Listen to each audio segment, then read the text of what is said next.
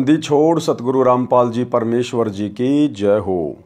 परमपिता परमात्मा सारी सृष्टि के रचनहार, कुल मालिक, असंख्य ब्रह्मांडों के स्वामी, जगत गुरु, तीनों लोकों में प्रवेश करके सबका भरण पोषण करने वाले राजाधिराज, आत्माधार, नाथों के नाथ, देवों के देव, महादेव, सर्वेश्वर, महेश्वर, मृत्युंजय, अजरो अमर, आदि अनादि सनातनी प्रभु, जगत पिता जगदीश्वर, श्री श्री 1008 की उपाधि के वास्तविक अधिकारी, अकाल मूरत सौद स्वरूपी राम वासुदेव, सर्वगतम ब्रह्म, परम पूज्य, प्रथम पूज्य, परम संत, परम पुरुष, परम धनी, परम दयालु, सत्य कबीर, हक्का कबीर, अल्लाहु कबीर, अल्लाहु अकबर, बाखबर, अल्लाह ताला, जगत के तारणहार, जगत के मुक्तिदाता, जगत के जगन्नाथ, हारे के सहारे, हिंदुओं के राम, मुसलमानों के अल्लाह, सिखों के वाहिगुरु, ईसाइयों के मसीह, दया के सागर दयानिधि, करुणा के सागर करुणानिधि, स्वयंभू परिभू, संकट मोचन, कष्ट हरण, मंगल करण, दुख भंजन, अविगत कबीर, निर्विकार निर्विषम परमात्मा, अलय अलेख सतगुरु, आदि अनादि सतगुरु, असली मर्यादा पुरुषोत्तम, असली राम, असली कृष्ण, असली घनश्याम, असली मुरारी, राजाओं के राजा, महाराजाओं के महाराजा, शहंशाहों के शहंशाह, सम्राटों के सम्राट, भगवानों के भगवान, अल्लाहों के अल्लाह, प्रभुओं के प्रभु, मसीहाओं के मसीह, सच्चे वाहिगुरु, बाबाओं के बाबा, पीरों के पीर, सेठों के सेठ, जगत सेठ, सावड़सा सेठ, सर्वगुण संपन्न, अनंत कोटि कलाओं के स्वामी, अनंत कोटि ब्रह्मांडों के नायक, योगियों में महायोगी, ध्यानियों में महाध्यानी, सिद्धों में परम सिद्ध, ज्ञानियों में तत्वज्ञानी, ब्रह्म ज्ञानी, महाज्ञानी, परम ज्ञानी, सर्वश्रेष्ठ ज्ञानी, विज्ञानी, युवा कबीर, समरथ कबीर, असंवाद, अमित ओजा, सच्चे रहनुमा, करीम अल्लाह, सुभान अल्लाह, दुनिया के अंतिम पैगंबर, 8 सितंबर 1951 से गांव धनाना, जिला सोनीपत, हरियाणा, भारतवर्ष की पावन भूमि पे प्रकट रियल कल की भगवान, श्री नारायण साकार हरि, श्री बाबा साहिब, नूर अनंत परमात्मा, संत श्रोमणी सतगुरु रामपाल जी परमेश्वर जी के चरण कमल में साध संगति से जुड़े हुए देश विदेश से आप और हम सभी सत्सेवक भाई बहनों का अनंत कोटि दंडवत प्रणाम। सत्साई भाई और बहनों, दया परमपिता परमेश्वर जी की, सारी सृष्टि के रचनहार की, सतगुरु रामपाल जी की, जिनके विशेष आशीर्वाद से, शुभ आशीर्वाद से आप और हम सभी सत्सेवक भाई बहन साध संगति से जुड़कर अपनी आत्मा के कल्याण हेतु पूज्य गुरुदेव जी के अमर ज्ञान, तत्व ज्ञान को आधार बनाकर मोक्ष प्राप्ति के लिए दृढ़ता के साथ भक्ति मार्ग पर निरंतर आगे बढ़ रहे हैं। भाई और बहनों, पूज्य गुरुदेव जी के कर कमल से लिखित पवित्र पुस्तक मुक्ति बोध के ऊपर वीडियो बनाने की श्रृंखला जारी है। इसी श्रृंखला में आज हमारा ये 31वें नंबर का वीडियो है। प्रत्येक वीडियो में गुरुदेव भगवान के आशीर्वाद से भक्ति मार्ग से संबंधित बहुत अच्छी बातें जो हमारे विश्वास को बढ़ाती हैं, हमें सुनने, समझने और पढ़ने को मिलती हैं। तो चलिए शुरू करते हैं आज की वीडियो में। आज की वीडियो में गुरुदेव भगवान ने शेख फरीद की कथा को शामिल किया है। पवित्र ग्रंथ मुक्ति बोध, पेज नंबर 508, भगत शेख फरीद की कथा। भगत फरीद जी का जन्म मुसलमान धर्म में शेख कुल में हुआ। शेख फरीद बचपन में बहुत चंचल थे। गली में खेलने जाता था तो बच्चों की पिटाई कर देता। उलाने आते, माता दुखी हो जाती थी। माता ने विचार किया कि फरीद को खजूर बहुत प्रिय है, इसे निमाज करने की कहती हूँ। माता ने योजना अनुसार फरीद से कहा कि बेटा अल्लाह की निमाज किया कर। फरीद बोला कि अल्लाह यानी भगवान क्या देगा? माता ने कहा कि अल्लाह खजूर देता है। फरीद बोला कि बता कब करनी है निमाज? माता जब घर के कार्य में व्यस्त होती थी तो फरीद बाहर भाग जाता था। माता ने वही समय निमाज के लिए बताया। एक चादर बिछा दी तथा कहा कि आंखें बंद करके अल्लाह खजूर दे, अल्लाह खजूर दे, ऐसे करते रहना। माता ने एक वृक्ष के नीचे चादर बिछाई और कहा कि जब तक तेरे ऊपर धूप ना आए आंखें बंद रखना और निमाज करते रहना। जब फरीद आंखें बंद कर लेता तो माता ताड़ के वृक्ष के पत्ते पर खजूर रखकर चादर के एक कोने के नीचे रख देती थी। अब देखो भाई और बहनों, वो कौन सा पेड़ था, किसका पेड़ था, अब ये बातें कौन बता सकता है? वही अल्लाह बता सकता है। जिस अल्लाह ने इस घटना को जन्म दिया, जिस अल्लाह ने शेख फरीद को जन्म दिया, उसकी माँ को जन्म दिया। सतगुरु रामपाल जी परमेश्वर, ये कबीर अल्लाह, वो ताड़ का पेड़ था। ताड़ के पेड़ के पत्तों पर खजूर रखकर शेख फरीद की माता चद्दर के नीचे रख दिया करती थी। माता ताड़ के वृक्ष के पत्ते पर खजूर रखकर चद्दर के एक कोने के नीचे रख देती थी। फरीद ने धूप आने पर आंखें खोली, देखा तो खजूर नहीं मिला। उठकर माता के पास आया और बोला, आपने झूठ बोला, मैं कभी नमाज नहीं करूंगा, अल्लाह ने खजूर नहीं दिया। माताजी ने कहा कि बेटा, अल्लाह गुप्त रूप में सब कार्य करता है, चद्दर के नीचे देख, खजूर अवश्य मिलेगा। अल्लाह गुप्त रूप में सारे कार्य करता है।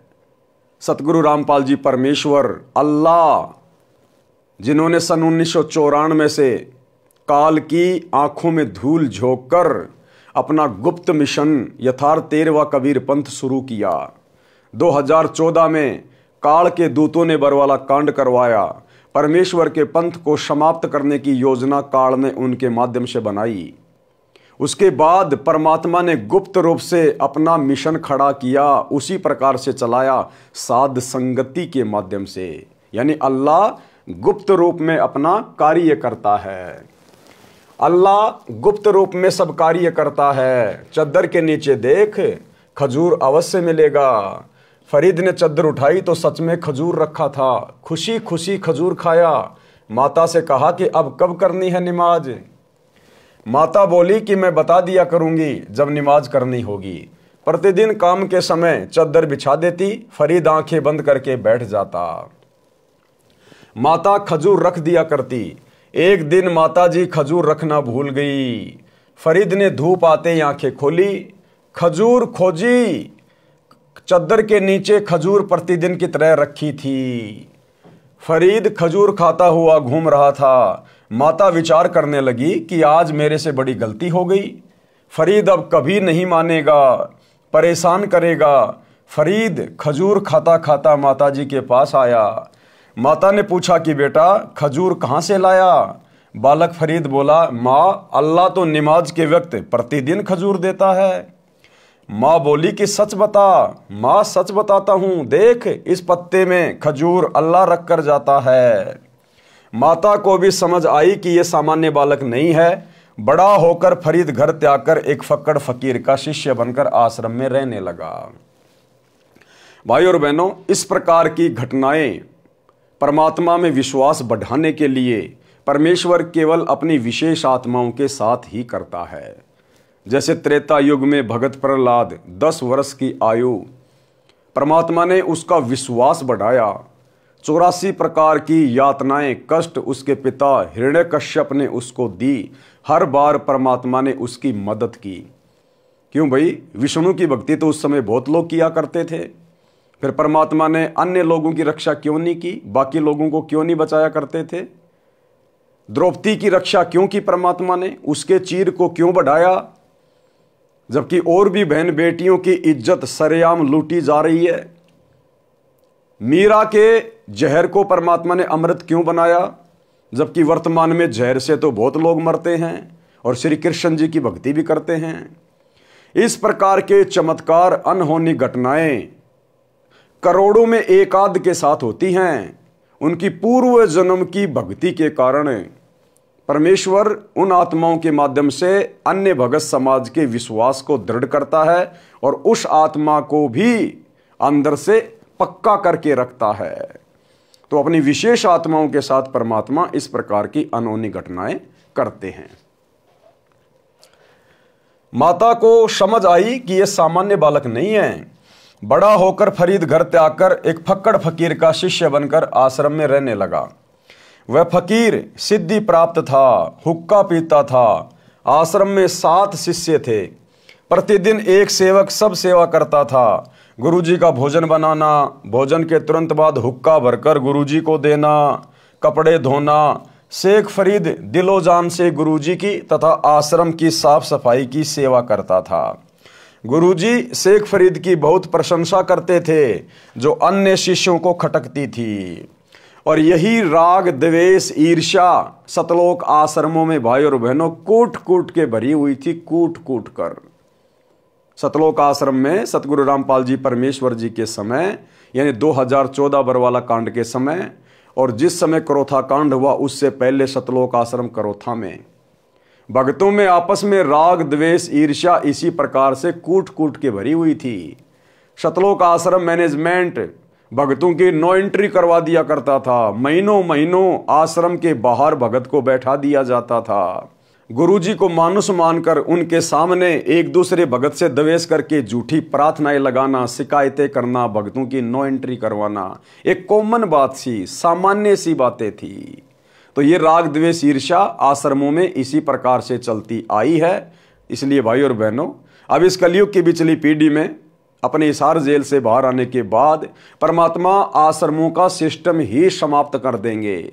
परमात्मा ने सबको सतभक्ति दे दी, सबको ठोक कर ज्ञान दे दिया, सोशल मीडिया दे दी। आने वाले समय में गांव गांव में भगत होंगे, घर घर में भगत होंगे। अपनी भक्ति करो, मर्यादा में रहो, नेक नीति से अपना काम करो, आश्रमों का झंझट ही समाप्त।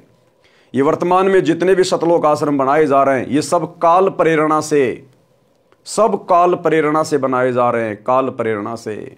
अन्यथा गुरुदेव ने सबको 5 यज्ञ दे दी अपने अपने घर पर करने के लिए, और सतलोक जाने से पहले परमात्मा इन आश्रमों का टंटा ही समाप्त करके जाएंगे। शेख फरीद दिलो जान से गुरुजी की तथा आश्रम की साफ सफाई की सेवा करता था। गुरुजी शेख फरीद की बहुत प्रशंसा करते थे जो अन्य शिष्यों को खटकती थी।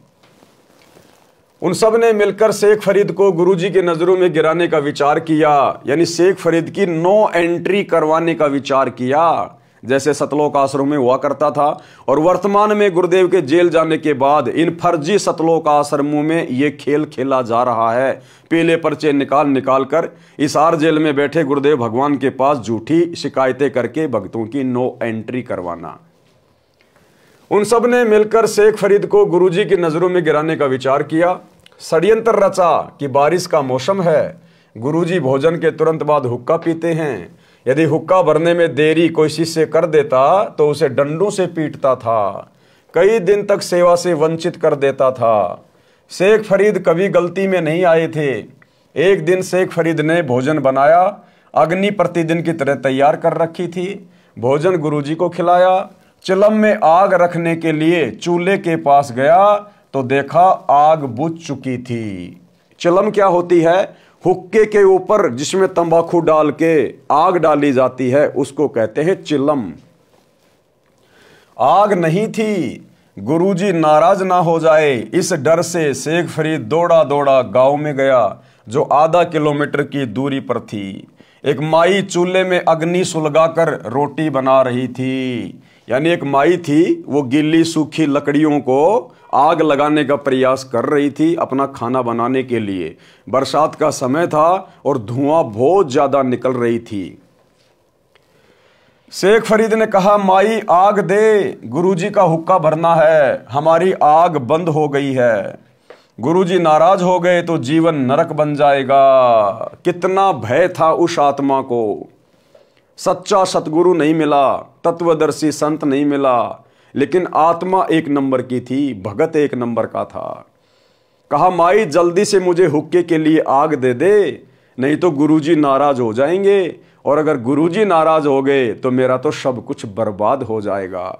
और आज तत्व ज्ञान प्राप्त भगत समाज को कलयुग की पिछली पीढ़ी में इतनी शिक्षा प्राप्त करने के बाद भी, दिन रात सत्संग सुनने के बावजूद भी अपने गुरुजी की मर्यादाओं का कोई ख्याल नहीं है, गुरुजी का कोई डर नहीं, कोई भय नहीं है, और सरेआम देखा देखी में भेड़ चाल में चलते हुए गुरु की मर्यादाओं की धज्जियां उड़ाई जा रही हैं। 2014 बरवाला कांड के बाद गुरुदेव की गैर हाजिरी में निर्भय होकर लाखों की संगत सतलोक आश्रमों से जुड़कर काल प्रेरित गुरुदेव के कलयुगी बेटा बेटी भाई बंधु रिश्तेदार कोऑर्डिनेटर आश्रम संचालकों के चक्कर में पड़कर देखा देखी में और अपने दान धर्म का दुरुपयोग करवा रही है। गुरुदेव की मर्यादाओं के विरुद्ध धनाना गांव में करोड़ों रुपये का बैडमिंटन का स्टेडियम बना दिया गया। धनाना आश्रम में 10 एकड़ जमीन में बहुत बड़ा हॉस्पिटल बनाया जा रहा है। भक्तों को मजदूरी पर लगा दिया, व्यर्थ में समय और पैसा बर्बाद करवाया जा रहा है। हरियाणा के जाट आरक्षण में लाखों भक्तों को बैठा दिया, करोड़ों में भक्तों के ज्योति पाठ और दान का पैसा चंदे में जाट आरक्षण संघर्ष समिति को दिया गया, बर्बाद करवाया गया। राजस्थान के गैंगस्टर आनंदपाल सिंह की सीबीआई जांच के समर्थन में भक्तों को राजपूत करणी सेना की रैली में बैठा दिया गया। 5 लाख रुपया राजपूत करणी सेना को संगत के दान का दिया गया। हरियाणा के गोहाना में जाट भवन का 5वां फ्लोर गुरुदेव के बड़े लड़के के द्वारा बनवाया जा रहा है, जिसमें 1 करोड़ रुपए लगेगा। और भी तरह तरह से भगत समाज निर्भय होकर, कोई डर नहीं, गुरुजी नाराज हो चाहे प्रसन्न हो, हमारा कुछ नहीं बिगड़ेगा, हमें कोई लेना देना नहीं, हम वही करेंगे जो हमें ऊपर से काल बलि आदेशित करेगा। इस भावना के साथ संगत निर्भय होकर अपनी भक्ति का सत्यानाश करवा रही है। जबकि शेख फरीद कितना भयभीत हो गया कि अगर मेरा गुरुजी नाराज हो गया तो मेरा तो जीवन नरक बन जाएगा, गुरुजी नाराज हो गए तो जीवन नरक बन जाएगा। माई ने दुखी होकर फूंक मार मार कर अग्नि जलाई थी। मौसम बारिश का था। माई बोली कि आग आंखें फूटने से मिलती है। माई ने क्या कहा कि भैया आग ऐसे नहीं मिलती, आग यानी अग्नि, आंखें फुड़वानी पड़ती है। अब माई के तो कहने का मतलब यह था कि जैसे मैं फूंक मार रही हूं अग्नि जलाने के लिए और धुआं मेरी आंखों में जा रही है, आंखों से आंसू आ रहे हैं, पीड़ा हो रही है, तो मेरी तो आंखें फूट रही है, तू भी फूंक मार मार के आग जला और धुआं से अपनी आंखें फुड़वा। लेकिन शेख फरीद जो गुरु भगत था, इतना सोचने का विचार कहा। उसने सोचा यदि आंख फोड़कर देने से अगर मुझे आग मिल जाए और मेरे गुरुजी नाराज ना हो तो इससे बड़ी और क्या बात है। उसी समय शेख फरीद ने पास में रखे हुए एक चिमटे से अपनी आंख निकालकर और माई को दे दी कि ले माई, और मुझे जल्दी से अग्नि दे दे, कहीं मेरे गुरुजी नाराज ना हो जाएं। गुरुजी नाराज हो गए तो जीवन नरक बन जाएगा। माई ने दुखी होकर फूंक मार मार कर अग्नि जलाई थी। मौसम बारिश का था। माई बोली कि आग आंखें फूटने से मिलती है। मैंने आंखें फुड़वाकर अग्नि तैयार की है, तू भी आंखें फुड़वा, तब आग मिलेगी। शेख फरीद ने अपनी एक आंख में चिमटा मारा, आंख निकालकर माई के पास रख दी और बोला कि लो माई, आंख फोड़ ली है, अब तो आग दे दो। वह औरत घबरा गई। उसे पता था कि वह फकीर सिद्ध पुरुष है, वह मुझे हानि करेगा। तुरंत चूल्हे से अग्नि निकालकर बाहर कर दी। शेख फरीद आग चिलम में रखकर दौड़ा। फकीर 2 आवाज लगाता था, कहता था कि हुक्का लाओ, शिष्य का नाम पुकारता था। तीसरी बार तो डंडा लेकर मारने चलता था। गुरुजी ने पहली आवाज लगाई तब शेख फरीद आधे रास्ते में था, दूसरी लगाई तब आश्रम में प्रवेश कर चुका था। गुरुजी ने दूसरी बार कहा कि हे शेख फरीद, कहां मर गया। शेख फरीद बोला कि आ गया गुरुजी। शेख फरीद ने फूटी आंख पर कपड़ा बांध रखा था। गुरुजी को बताया कि बारिश की वजह से आश्रम में आग बुझ गई थी, दौड़कर नगरी से लाया हूं। गुरुजी को अंधेरे में कुछ कम दिखाई देता था। शेख फरीद की आंख पर कपड़ा बंधा देखकर पूछा कि आंख को क्या हो गया।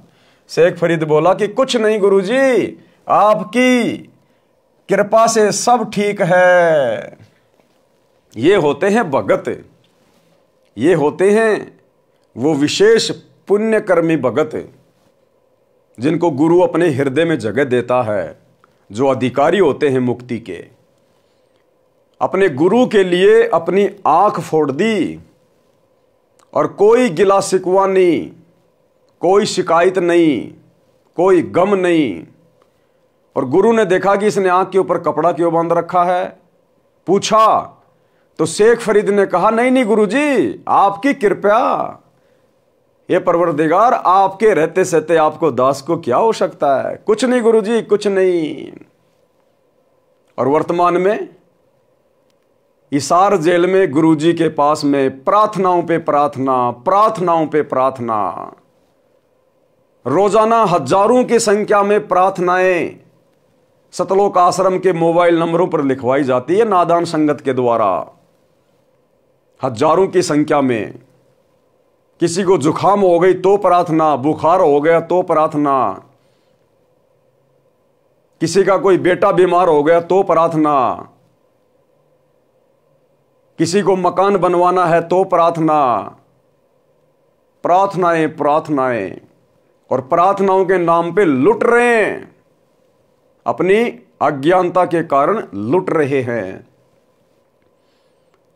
ये कहते हैं कि करोड़ों में संगत है, तो हजारों में रोजाना प्रार्थनाएं लिखी जाती हैं, रोजाना हजारों में प्रार्थना। अब हिसार जेल में गुरुदेव भगवान बैठे हैं, सप्ताह में 2 बार उनसे मिला जा सकता है, एक दिन तो वकील मिल सकते हैं, तो वकीलों को तो संगत की प्रार्थनाओं से कोई मतलब नहीं है, और सप्ताह में 1 दिन गुरु का कलयुगी परिवार मिल सकता है, यहां के रूल के अनुसार, गुरु जी के बेटा बेटी उनकी पत्नी जो भी हैं। कम से कम 20 मिनट की मिलाई होती है, ज्यादा से ज्यादा आधा घंटा मान लो। अब आधे घंटे में 1 सप्ताह में आप जी गुरु जी के पास में कितनी प्रार्थना लगा सकते हो? जबकि वैसे देखा जाए तो आधे घंटे में तो गुरु जी के परिवार का रोना धोना, झूठी शिकायतें एक दूसरे की वही पूरी नहीं होती। फिर भी मान लीजिए ये लोग संगत के भी कुछ प्रार्थना लगाते हैं, तो आधे घंटे में आप जी 15 मिनट तो ले लो, गुरु जी का परिवार अपनी बातें करता है, 15 मिनट मान लीजिए संगत की प्रार्थना लगा रहा है। अब 15 मिनट में कितनी प्रार्थना लगा देगा? 1 मिनट बताने में लगेगा, तो कम से कम गुरु जी को 1 मिनट जवाब देने में भी लगेगा। तो 10 प्रार्थनाओं से ज्यादा 15 मिनट में संगत की प्रार्थना नहीं हो सकती। तो 1 सप्ताह में संगत की कितनी प्रार्थना पहुंची गुरुदेव के पास? 10। और 1 सप्ताह में कितनी प्रार्थना इकट्ठी हो जाती है और उनके जवाब भी दे दिए जाते हैं, कई हजारों की संख्या में। तो बाकी प्रार्थनाओं के जवाब कौन दे रहा है? बाकी प्रार्थनाओं के जवाब में ज्योति करवा दो, पाठ करवा दो, ज्योति करवा दो, पाठ करवा दो। ये कॉल सेंटर खोल रखा है सतलोक आश्रम मैनेजमेंट हरियाणा ने, कॉल सेंटर। लुटे जाओ ज्योति पाठ के नाम पे, ज्योति पाठ के नाम पे धंधा चल रहा है, धंधा। तो शेख फरीद ने कोई शिकायत नहीं करी, अपना दर्द अपने गुरुजी से बयान नहीं किया। अरे अपने हाथ से और आंख निकाल के दे देना कोई बच्चों का काम नहीं है। अपनी मूंछ के बाल तो पाड़ के दिखा दो 5-7, कितनी पीड़ा होती है, कितना जो है दर्द होता है। और उसके बावजूद अपने गुरुजी से ये नहीं कहा कि गुरुजी मेरी आंख फूट गई, मैंने आंख निकाल के दे दी, ऐसे ऐसे कोई मान बढ़ाई नहीं, चुपचाप नहीं। गुरुजी आपके रहते सहते क्या हो सकता है परमात्मा?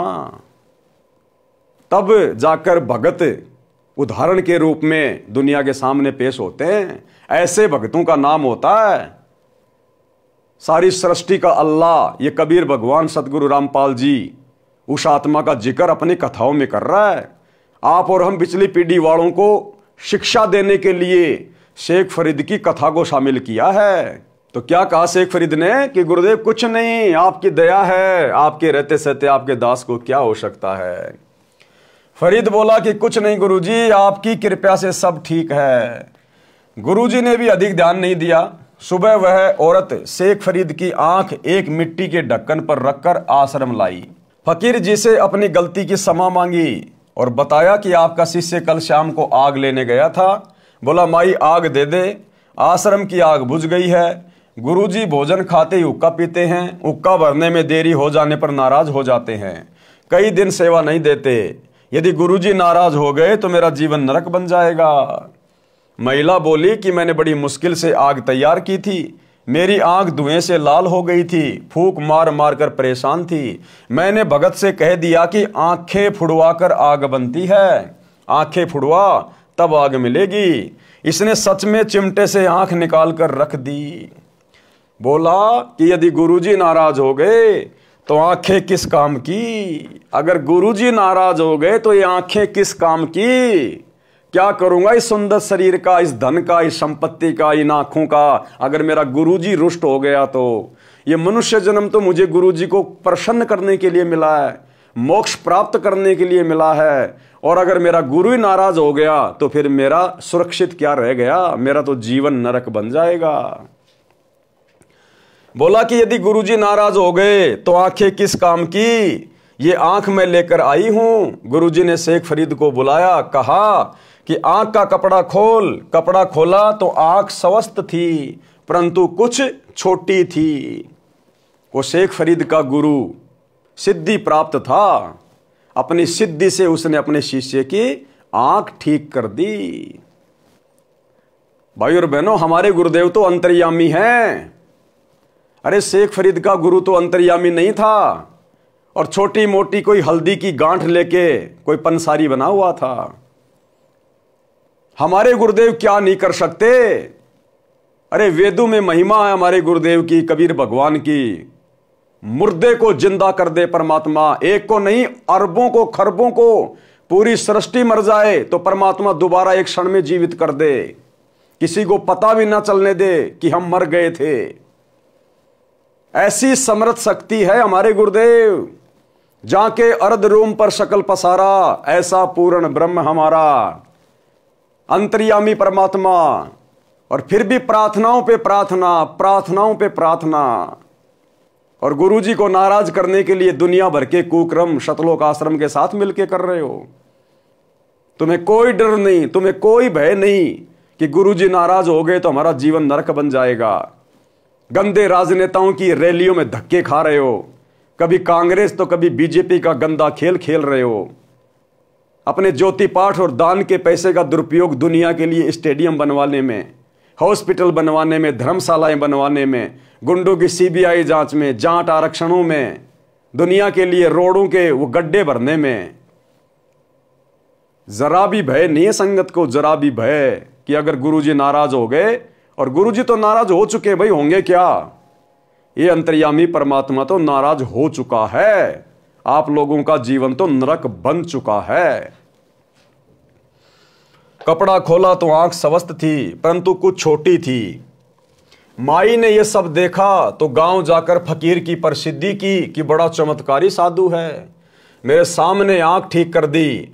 गुरुजी ने शेख फरीद को सीने से लगाया, आशीर्वाद दिया कि तेरी साधना सफल हो। यह होता है गुरु को प्रसन्न करना।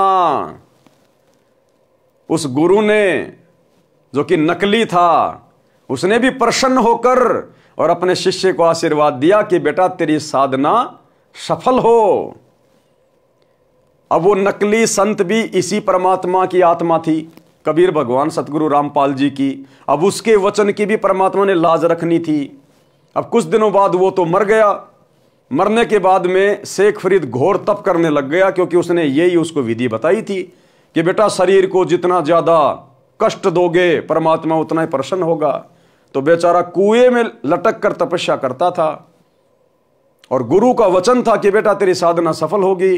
उस गुरु के वचन को इस कबीर भगवान सतगुरु रामपाल जी ने सिद्ध किया और शेख फरीद को जाकर मिले और उसको फिर सतमार्ग दिया।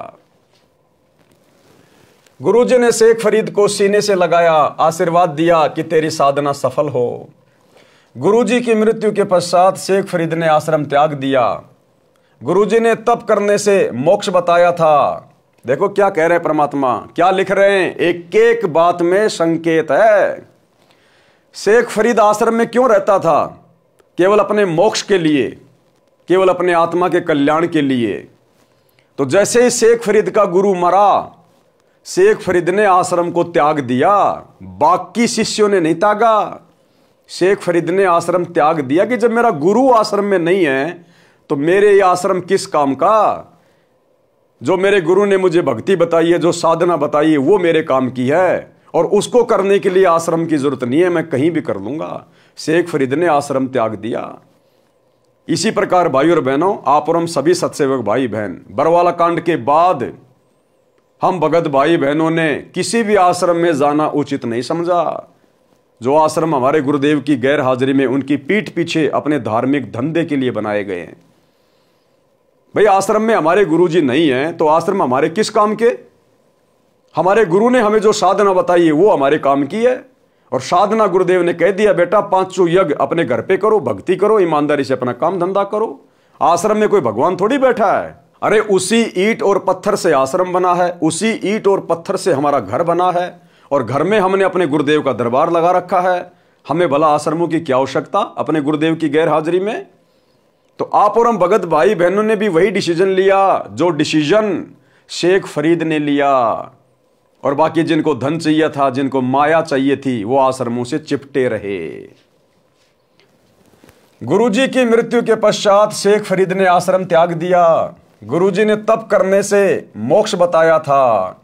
जैसा गुरुजी का आदेश था, शेख फरीद पूरी निष्ठा से पालन कर रहा था। और जैसा गुरुदेव ने हमें भक्ति करने के लिए कहा है, 3 समय की आरती, मंत्र जाप करना, सत्संग सुनना, मर्यादा निभाना, 5 यज्ञ करना, हम लोग पूरी निष्ठा के साथ में अपने अपने घरों पे कर रहे हैं। अब बताओ, उसके लिए हम आश्रम में जाएं? तो ये ज्ञान आधार से बिल्कुल भी न्यायोचित नहीं है। जैसा गुरुजी का आदेश था, शेख फरीद पूरी निष्ठा से पालन कर रहा था। 12 वर्ष तक तो कुएं में उल्टा लटक लटक कर तप किया। उस दौरान केवल 1.25 मन यानी 50 किलोग्राम अन्न खाया था, जो नाम मात्र था। शरीर अस्थि पिंजर बन गया था। शेख फरीद कुछ देर कुएं से बाहर बैठता था। एक दिन कागों यानी कौओं ने उसे मरा हुआ जानकर उसकी आंखें खाने के लिए उसके माथे पर बैठ गए। शेष शरीर पर मांस नहीं था। फरीद बोला, हे कौओ, आप मेरी 2 आंखें छोड़कर शरीर का सारा मांस खा लो, मैं परमात्मा देखना चाहता हूं। सिर्फ परमात्मा के दीदार के लिए, केवल परमात्मा के दर्शन के लिए शेख फरीद ने इतना घोर तप किया। और आज आप और हम भगत भाई बहनों को तो बिना किसी परिश्रम के, बिना किसी कठिन तप के परमेश्वर ने अपने ओरिजिनल स्वरूप के दर्शन दे दिए। ओरिजिनल रूप के दर्शन, ये सतलोकी रूप है कबीर परमात्मा का, सतलोकी रूप। तो आप और हम कितनी बड़ी सौभाग्यशाली आत्मा हैं शेख फरीद जैसे भक्तों की तुलना में। आप मेरी 2 आंखें छोड़कर शरीर का सारा मांस खा लो, मैं परमात्मा देखना चाहता हूं, इसलिए मेरी आंखें छोड़ दो। जब फरीद बोला तो कौवे उड़ गए। शेख फरीद रस्से से पैर बांधकर प्रतिदिन की तरह कुएं में लटक गया। परमात्मा कबीर जी एक जिंदा बाबा के वेश में कुएं पर आए तथा रस्सा पकड़कर फरीद को कुएं से निकालने लगे। शेख फरीद बोला, भाई आप मुझे ना छेड़ो, तू अपना काम कर, मैं अपना काम कर रहा हूं। परमात्मा बोले कि आप क्या कर रहे हो? फरीद बोला कि मैं परमात्मा का दर्शन करने के लिए घोर तप कर रहा हूं। परमात्मा ने कहा कि मैं ही परमात्मा अल्लाहु अकबर हूं। फरीद बोला, भाई मजाक मत कर, परमात्मा तो निराकार है। बोला, भैया क्यों कुएं में लटक रहा है? बोला, मैं परमात्मा का दीदार यानी अल्लाह का दर्शन करना चाहता हूं। तो परमात्मा ने कहा कि भाई मैं ही अल्लाह हूं। तो शेख फरीद बोला, क्यों मजाक कर रहा भाई, क्यों मजाक कर रहा है, अल्लाह तो निराकार है। तो ठीक इसी प्रकार भाई और बहनों, जिस प्रकार शेख फरीद को सामने भगवान खड़ा होकर कह रहा कि मैं भगवान हूं और विश्वास नहीं हो रहा, तो सन 1994 में इस भक्ति मार्ग की शुरुआत में अगर ये अल्लाह सतगुरु रामपाल जी भगवान यदि ये कहने लग जाते कि मैं परमात्मा हूं, मैं अल्लाह हूं, मैं कबीर हूं, तो कौन यकीन करता। इसलिए गुरुदेव भगवान ने स्वयं कबीर परमात्मा होते हुए भी अपने आप को कबीर जी का दास बताया, उनका भेजा हुआ, उनका गुलाम बताया। परमात्मा बोले कि आप क्या कर रहे हो? फरीद बोला कि मैं परमात्मा का दर्शन करने के लिए घोर तप कर रहा हूं। परमात्मा ने कहा कि मैं ही परमात्मा अल्लाहु अकबर हूं।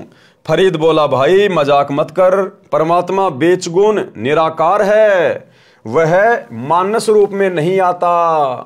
परमात्मा ने कहा कि आप कहते हो कि परमात्मा निराकार है, दूसरी ओर कह रहे हो कि परमात्मा के दर्शन के लिए घोर तप कर रहा हूं। कहते हैं घाम और ज्ञान का चमका साई होता है। घाम का मतलब होता है धूप। धूप जैसे किसी आदमी को धूप लगनी हो, गर्मी के समय उसको हैजा होना हो, तो जरा सी धूप लगना ही काफी है, हल्की सी धूप में ही उसको हैजा हो जाएगा। इसी प्रकार जिसको अध्यात्म की बातें समझ में आनी होती है उसके लिए तो एक पॉइंट ही काफी होता है। इसलिए परमात्मा कहते हैं ज्ञान और घाम का चमका ही होता है, जिसको समझ में आना होगा एक झटके में आ जाता है, नहीं तो फिर नहीं होगा। एक समय की बात, और सत्संग जो है एक दिन का बतेरा हो लागना होता है।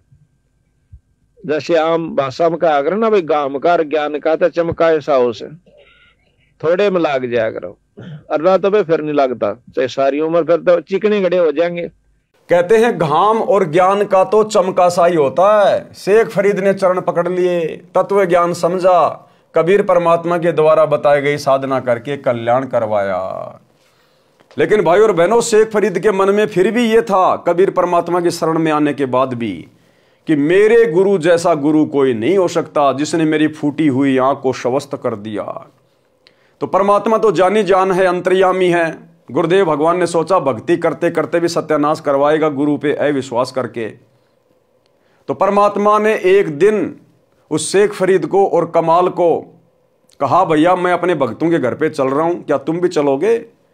हाँ बोला, गुरुजी हम भी चलेंगे आपके साथ। सम्मन के घर पे चले गए और आगे की कहानी हम सब भगत भाई बहनों को पता है, किस प्रकार से परमात्मा की प्रेरणा से सम्मन ने अपने बेटे की गर्दन काटी अपने गुरु की इज्जत के लिए, भोजन करवाने के लिए। और जब इस घटना के बारे में, क्योंकि वो तो आंखों के सामने थी ना, जब शेख फरीद ने देखा अपनी आंखों के सामने तो शर्म के मारे गर्दन नीची हो गई कि मेरे गुरु ने, मेरे पहले वाले गुरु ने तो खाली मेरी फूटी हुई आंख को ही स्वस्थ किया था, और इसने तो मुर्दे को जिंदा कर दिया जिसकी गर्दन काट के अलग रखी हुई थी। उसके बाद उसकी उस भ्रमणा का निवारण हुआ कि वास्तव में कबीर परमात्मा कौन है। तो हम भगत भाई बहनों ने अपने गुरु के ऊपर किसी भी बात को लेकर कोई शंका जाहिर नहीं करनी है। इतने प्रमाण दे दिए गुरुदेव ने, और चमत्कार तो ऐसे ऐसे कर दिए, वैज्ञानिक भी हैरान हो जाएंगे जिस दिन ये बातें उनके सामने आएंगी। जहां मेडिकल साइंस फेल हो जाती है, अपने हाथ खड़े कर लेती है, वहां से परमात्मा अपना काम शुरू करते हैं आशीर्वाद मात्र से।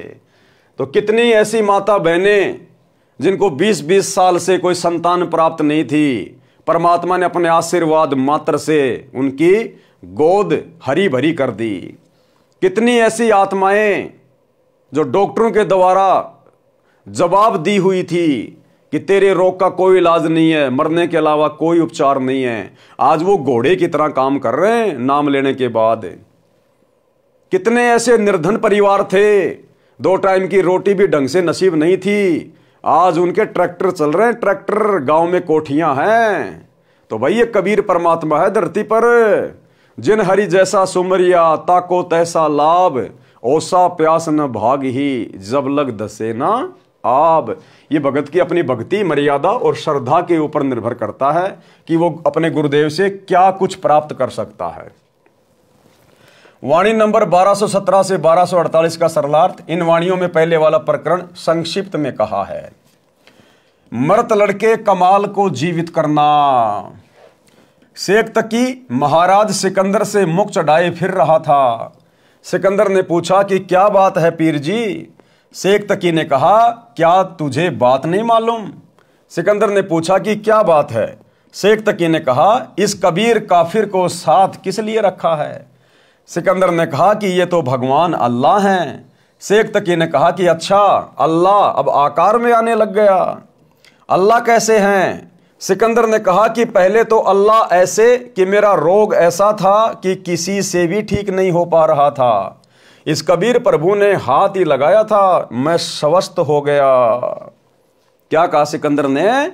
इस कबीर प्रभु ने तो केवल हाथ ही लगाया था, आशीर्वाद मात्र दिया था, मेरा रोग छूमंत्र हो गया। भाई और बहनों, निसंदेह वही कबीर परमात्मा वर्तमान में सतगुरु रामपाल जी के रूप में प्रकट है। अरे हमें क्या पता 650 साल पहले परमात्मा का क्या रूप था? यही तो परमात्मा थे, हमने देखा थोड़ी था 650 साल पहले। तो सिकंदर लोधी ने कहा कि मुझे छूते ही मेरा रोग समाप्त कर दिया आशीर्वाद मात्र से, इसलिए भगवान है, ये अल्लाह है। और एक छोटा सा सत्संग इस भक्ति मार्ग की शुरुआत में मालिक को पता था कि ज्ञान से आत्माएं इतना जल्दी सेट नहीं होंगी। गुरुदेव ने अपनी तरफ से उन आत्माओं को 100 सुख दिए। और एक बहन जिसका इतना भयंकर रोग,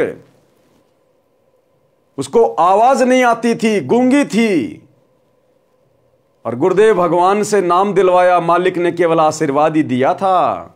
उसी समय बोलने लगी तोते की तरह, रोग छू मंत्र, एक छोटा सा सत्संग। आज भी हम आपको ऐसे ऐसे, यहाँ पर भी कई बहन है ऐसी जो पहले बहुत तंग रहती थी। एक तो बेबे है संतोष, खड़ी हुई है एक भाई, उठ उठ शर्माओ ना। एक भी इसकी बेबे का चित्र ले तो फिल्म वाला, ये देख इसको। या मकडोली बह रखी है, छोटी मकडोली, संतोष नाम से इस बेबे का। और ये इसका देवर है भक्त सुखबीर, ये यहाँ बैठा। इसका बड़ा भाई यानी संतोष का पति जो है फौज में भर्ती है। चित्र आ जाता फिर बंद कर दिया। तो ये लड़की 8-9 वर्ष से तकलीफ थी। बैठ जा बेटी। तो कुछ भी कहो, हम तो कर्मदंड कहते हैं। डॉक्टर बीमारी बता देते हैं, शाना ओपरा बता दे। तो जी क्या हुआ, इन्होंने सारा इलाज करवा लिया। एक नाम भी ले रखा था किसी दूसरे संत ने। और श्राद्ध का नाग तो अपने जनु आम चीज सहे, फिर दोख वीर, पूजा वीर, फलानी वीर, दकड़ी भी, वो सारी। आखिर में कौन सा मेरठ में था, कहां से इलाज चल रहा था इनका, यूपी में सहारनपुर से और कहते हैं सहारनपुर से इलाज चल रहा था इस लड़की का। तो इसकी सुखबीर की बहन रामरती नाम साड़ जी शीतल नगर में ब्याह रखी। और वह रामरती एक दिन इस बहन श्यावत्री है शीतल नगर में, या हमारी बहन सेविका, इसके पास आ गई। कोई वो लेखा जोखा करते हैं, अंडा कर सरकारी उनकी ड्यूटी लग जाती है। तो इसने उसको समझा दिया, बेबे बैठ जा, चाह पानी पियो पहलाता है। फिर कबीर साहब के बारे में इस श्यावत्री ने, एक तो कमला यहीं आ रही हो मेरे ख्याल में, एक रामरता हुआ बैठी है। ये दोनों बाण अपनी सरकारी नौकरी पे थी, इनकी ड्यूटी लाग रही थी, वे गणना की खातर कोई आंकड़े इकट्ठे करने थे। यह श्यावत्री के पास पहुंच गई। इसने पहला दिन तक चाह पानी पियाई, बेबे तुम बैठ जाओ, फिर पाछे की लिखा लिखाई करियो। फिर ये चित्र देखे कबीर साहब के, ये पूछने लगी। इसने सारी महिमा बताई, बंदी छोड़ दी। रामरती ने अरे नाम ले लिया कमला ने। रामरती ने फिर अपने भाई जगवीर को बता, जगवीर नाम से कि भाई तो कितना ना ले जा, मेरी भाभी ने एक बार महाराज करा ले। जगवीर ने बोला बेबे इब इलाज करवा रखा वहां से और वहीं दिखाऊंगा। इन्हें बोली रे इलाज करवा रखा की ने दुख पा रही है, 19-21 का इसका आराम नहीं, तो एक बार ले आ। तो हम गए हुए थे उस समय चंडीगढ़ एक पार्ट, यहाँ Gulab Singh DC deputy commissioner जो होते थे ना, डिप्टी कमिश्नर गुलाब सिंह, वो डायरेक्टर थे वहां पर लोकल बॉडीज के चंडीगढ़। वो हमारे सेवक हैं, उन्होंने नाम ले रखा है, बड़ी पुण्यात्मा है। अगर उसका उदाहरण आप देख लो, ऐसा देवता इंसान हमने नहीं देखा, इतनी नम्र आत्मा, कोई उसमें छल कपट नहीं। तो वहां हम पाठ करने गए जी। हमने आना था 12 तारीख को, हम आए 13 तारीख को, लेट हो गए थोड़े। तो इन्होंने पता था कि 12 महाराज जी ने आना है कुटिया में, तो ये 11 शाम ने पहुंच गए। और यह बेहोश पड़ी उड़े या संतोष। हम 12 ना या 12 ने भी हुए रहे, जगवीर भी हुई रहे इसके साथ, वो फौज में है। वहां पर हाल बने था हमारा एक सत्संग का। हम 13 न पहुंचे इस समय, अगस्त का महीना। तो न्यू बोले जी एक बेबे आ रही है, बहुत घनी बीमार से। बाबा बीमार का के मतलब हमारे दौरान हमको डॉक्टर ना वैद नहीं, ये बीमार है, बीमार आने लागे कुछ अच्छे ढंग का नाम लेनी आता नहीं। अपने मन में संकल्प कर रहा मैं। इतने में इसको कुटिया में ठाक है, वो जगबीर एक दिन और पकड़ कर मेरे पास ले आया। और मैं बाहर बैठा था, ऐसे छां आई हुई थी शाम के समय हाल के अंदर। इनको जब पकड़ के वो ले आए, आप विचार कीजिए, सत्कर मानिए, जो ही मेरे पास लाके या संतोष बिठाई और जगबीर को पूछना ये बात इसके पति से, न्यू अर्नु सिर जोड़ रखा, इसकी हालत न्यू नाड़ टेढ़ी हो रही छोरी की। खाट के पास बिठाई, जैसे हम स्वाभाविक वैसे हाथ रखते हैं, बेबे ठीक हो जाएगी बेटी, माड़ा मन ना करे, सब करेंगे, बंदी छोड़। मैंने ऐसे हाथ ऊपर से हटाया भी नहीं था, इतना में यह लड़की न्यू बैठ गई कि जानो इसका कुछ भी कोई ना। बोल सतगुरुदेव, बंदी छोड़ कबीर साहेब, वो बोला जा बेटी सेवा करवा। वहां पर सेवा चल रही थी, सेवक थे, मिस्त्री थे, उनकी रोटी बनानी थी। छोरी ने डट कर रोटी बनवाई, सारा काम करवाया, अगले दिन सारा काम करवाया। भाई और बहनों, ऐसे ऐसे ना जाने कितने उदाहरण गुरुदेव की संगत में हैं, ना जाने कितने उदाहरण धरती पर वही अल्लाह प्रकट है। सिकंदर ने कहा कि पहले तो अल्लाह ऐसे कि मेरा रोग ऐसा था कि किसी से भी ठीक नहीं हो रहा था, इस कबीर प्रभु ने हाथ ही लगाया था, मैं स्वस्थ हो गया। शेख तकी ने कहा कि ये जादूगर होते हैं। सिकंदर ने फिर कहा दूसरा भगवान ऐसे है कि मैंने उनके गुरुदेव का सिर काट दिया था और उन्होंने उसे मेरी आंखों के सामने तुरंत जीवित कर दिया। शेख तकी ने कहा कि अगर ये कबीर अल्लाह है तो मैं इसकी परीक्षा लूंगा। यदि कबीर जी मेरे सामने कोई मुर्दा जीवित करें तो इसे अल्लाह मान लूंगा, नहीं तो दिल्ली जाकर मैं पूरे मुसलमान समाज को कह दूंगा कि ये राजा हिंदू हो गया है। सिकंदर लोदी डर गया कि कहीं ऐसा ना हो कि ये जाते ही राज मेरा पलट दे। राज को देने वाला पास बैठा है और उस मूर्ख से डर रहा है। क्या लिख रहे हैं गुरुदेव कि सिकंदर लोदी को जिसने राज्य दिया था उसकी भक्ति के प्रतिफल में, वो कबीर भगवान तो उसके साथ में था और उस पीर से डर गया। भाई और बहनों, इसी प्रकार हमें जीवन देने वाला, हमें श्वासें देने वाला और हमें हर प्रकार से अपनी आगोश में लेकर, अपनी गोद में लेकर हमारी सुरक्षा करने वाला कबीर भगवान पल पल आप और हमारे साथ है। शब्द रूप में आप और हमारे घट में विराजमान है, हमारे घर में विराजमान है। यदि हम मर्यादा में रह के भक्ति करेंगे, परमात्मा कर्म का कांटा भी नहीं लगने देगा, कांटा भी। संत शरण में आने से आई बले टला, जय मस्तक में सूली हो कांटे में टल जा। वर्तमान में तो परमात्मा कांटा भी नहीं लगने देगा अपनी आत्मा को। फिर भला हम क्यों डरें, किससे डरें, क्यों हम किसी की चापलूसी करें, क्यों हम दो कोडी के राजनेताओं की रैलियों में धक्के खाएं, क्यों हम लोकलाज में आकर अपनी मर्यादा तोड़ें। तो क्या कहा गुरुदेव ने, राज को देने वाला पास बैठा है और उस मूर्ख से डर लगता है। राजा ने शेख तकी से कहा कि आप कैसे प्रसन्न होंगे। शेख तकी ने कहा कि मैं तब प्रसन्न होऊंगा जब मेरे सामने ये कबीर कोई मुर्दा जीवित कर दे। साहिब से प्रार्थना हुई तो कबीर साहिब ने कहा कि ठीक है। कबीर साहिब ने सोचा कि ये अनाड़ी आत्मा शेख तकी है, अगर ये मेरी बात मान गया तो आधे से ज्यादा मुसलमान इसकी बात स्वीकार करते हैं, क्योंकि ये दिल्ली के बादशाह का पीर है। और अगर ये सही ढंग से मुसलमानों को बता देगा तो बेचारी भोली आत्माएं इन गुरुओं पर आधारित होती हैं, वो इनके जाल से बाहर निकल जाएंगी। इसलिए कहा कि ठीक है, शेख तकी ढूंढ ले कोई मुर्दा। सुबह एक 10-12 वर्ष की आयु के लड़के का शव पानी में तैरता हुआ आ रहा था। शेख तकी ने कहा कि वह आ रहा है मुर्दा, इसे जिंदा कर दो। कबीर साहब ने कहा पहले आप प्रयत्न करो, कहीं फिर पीछे नंबर बनाओ।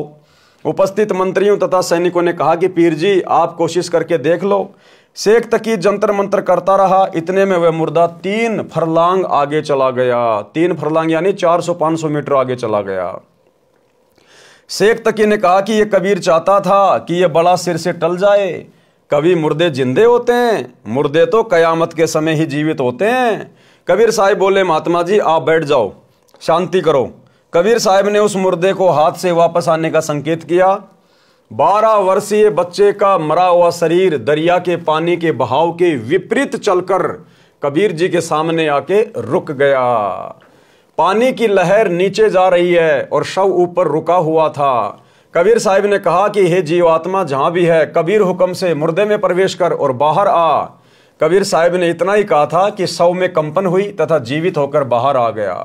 कबीर साहब के चरणों में दंडोत प्रणाम किया।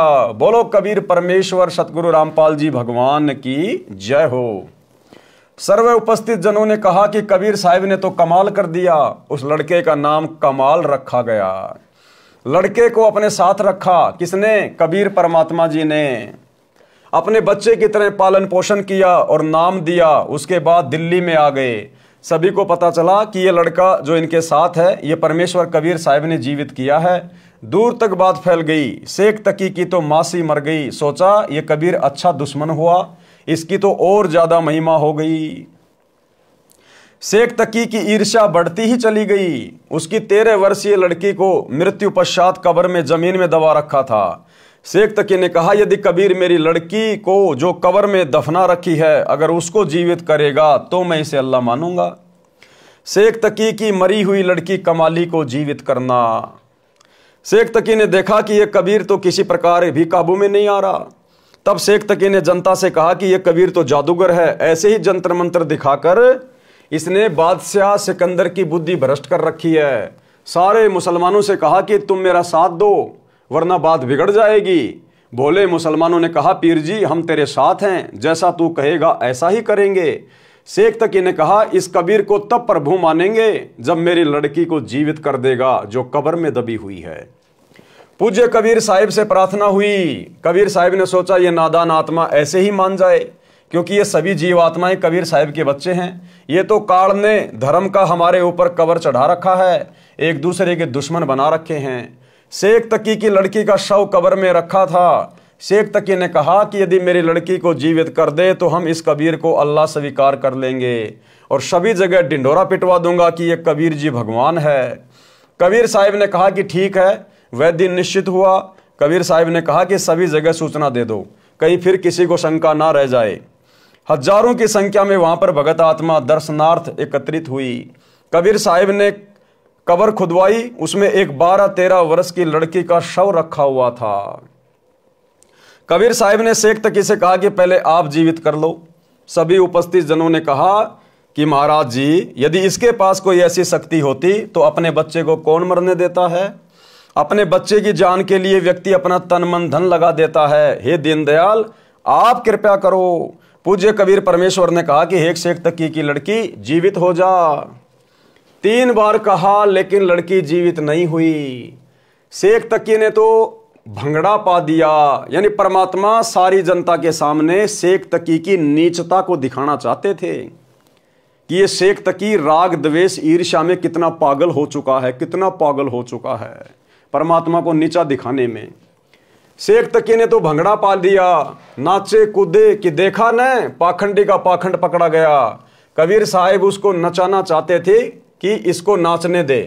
कबीर राज तजना सहज है, सहज नारी का ने मान बढ़ाई ईर्ष्या दुर्लभ तजना। ये मान बढ़ाई ईर्ष्या का रोग बहुत भयानक है। अपनी लड़की के जीवित न होने का दुख नहीं, कबीर साहिब की पराजय की खुशी मना रहा था। कबीर साहिब ने कहा कि बैठ जाओ महात्मा जी, शांति रखो। कबीर साहिब ने आदेश दिया कि हे जीवात्मा जहां भी है, कबीर आदेश से इस शव में प्रवेश करो और बाहर आओ। कबीर साहिब का कहना ही था कि इतने में शव में कंपन हुआ और वह लड़की जीवित होकर बाहर आई। कबीर साहिब के चरणों में दंडवत प्रणाम किया। बोलो सतगुरुदेव भगवान की जय हो। उस लड़की ने 1.5 घंटे तक कबीर साहिब की कृपा से प्रवचन किए। कहा, हे भोली जनता, ये भगवान आए हुए हैं, पूर्ण ब्रह्म अनंत कोटि ब्रह्मांड के परमेश्वर हैं। क्या तुम इसको एक मामूली जुलाहा धानक मान रहे हो? हे भूले भटके प्राणियों, ये आपके सामने स्वयं परमेश्वर आए हैं और हम सत्सेवक भाई बहन पिछले 10 वर्षों से ढिंढोरा पीट रहे हैं अपने ही भगत भाई बहनों को समझाने के लिए जो गुरुजी से उपदेश प्राप्त हैं, गुरुजी के परिवार को समझाने के लिए, कोऑर्डिनेटरों को समझाने के लिए कि भैया गुरुजी स्वयं परमात्मा है, परमेश्वर हैं, कबीर हैं। नकली कबीर का दाढ़ी मूछ वाली फोटो का प्रकट दिवस मत मनाओ जून में। अपने गुरुजी का 8 सितंबर के दिन सतगुरु प्रकट दिवस मनाओ। घर घर में गुरुदेव को भोग लगाओ। ये परमात्मा है, अल्लाह है, परमेश्वर है, लेकिन उनके कान के ऊपर जूं भी नहीं रेंग रही।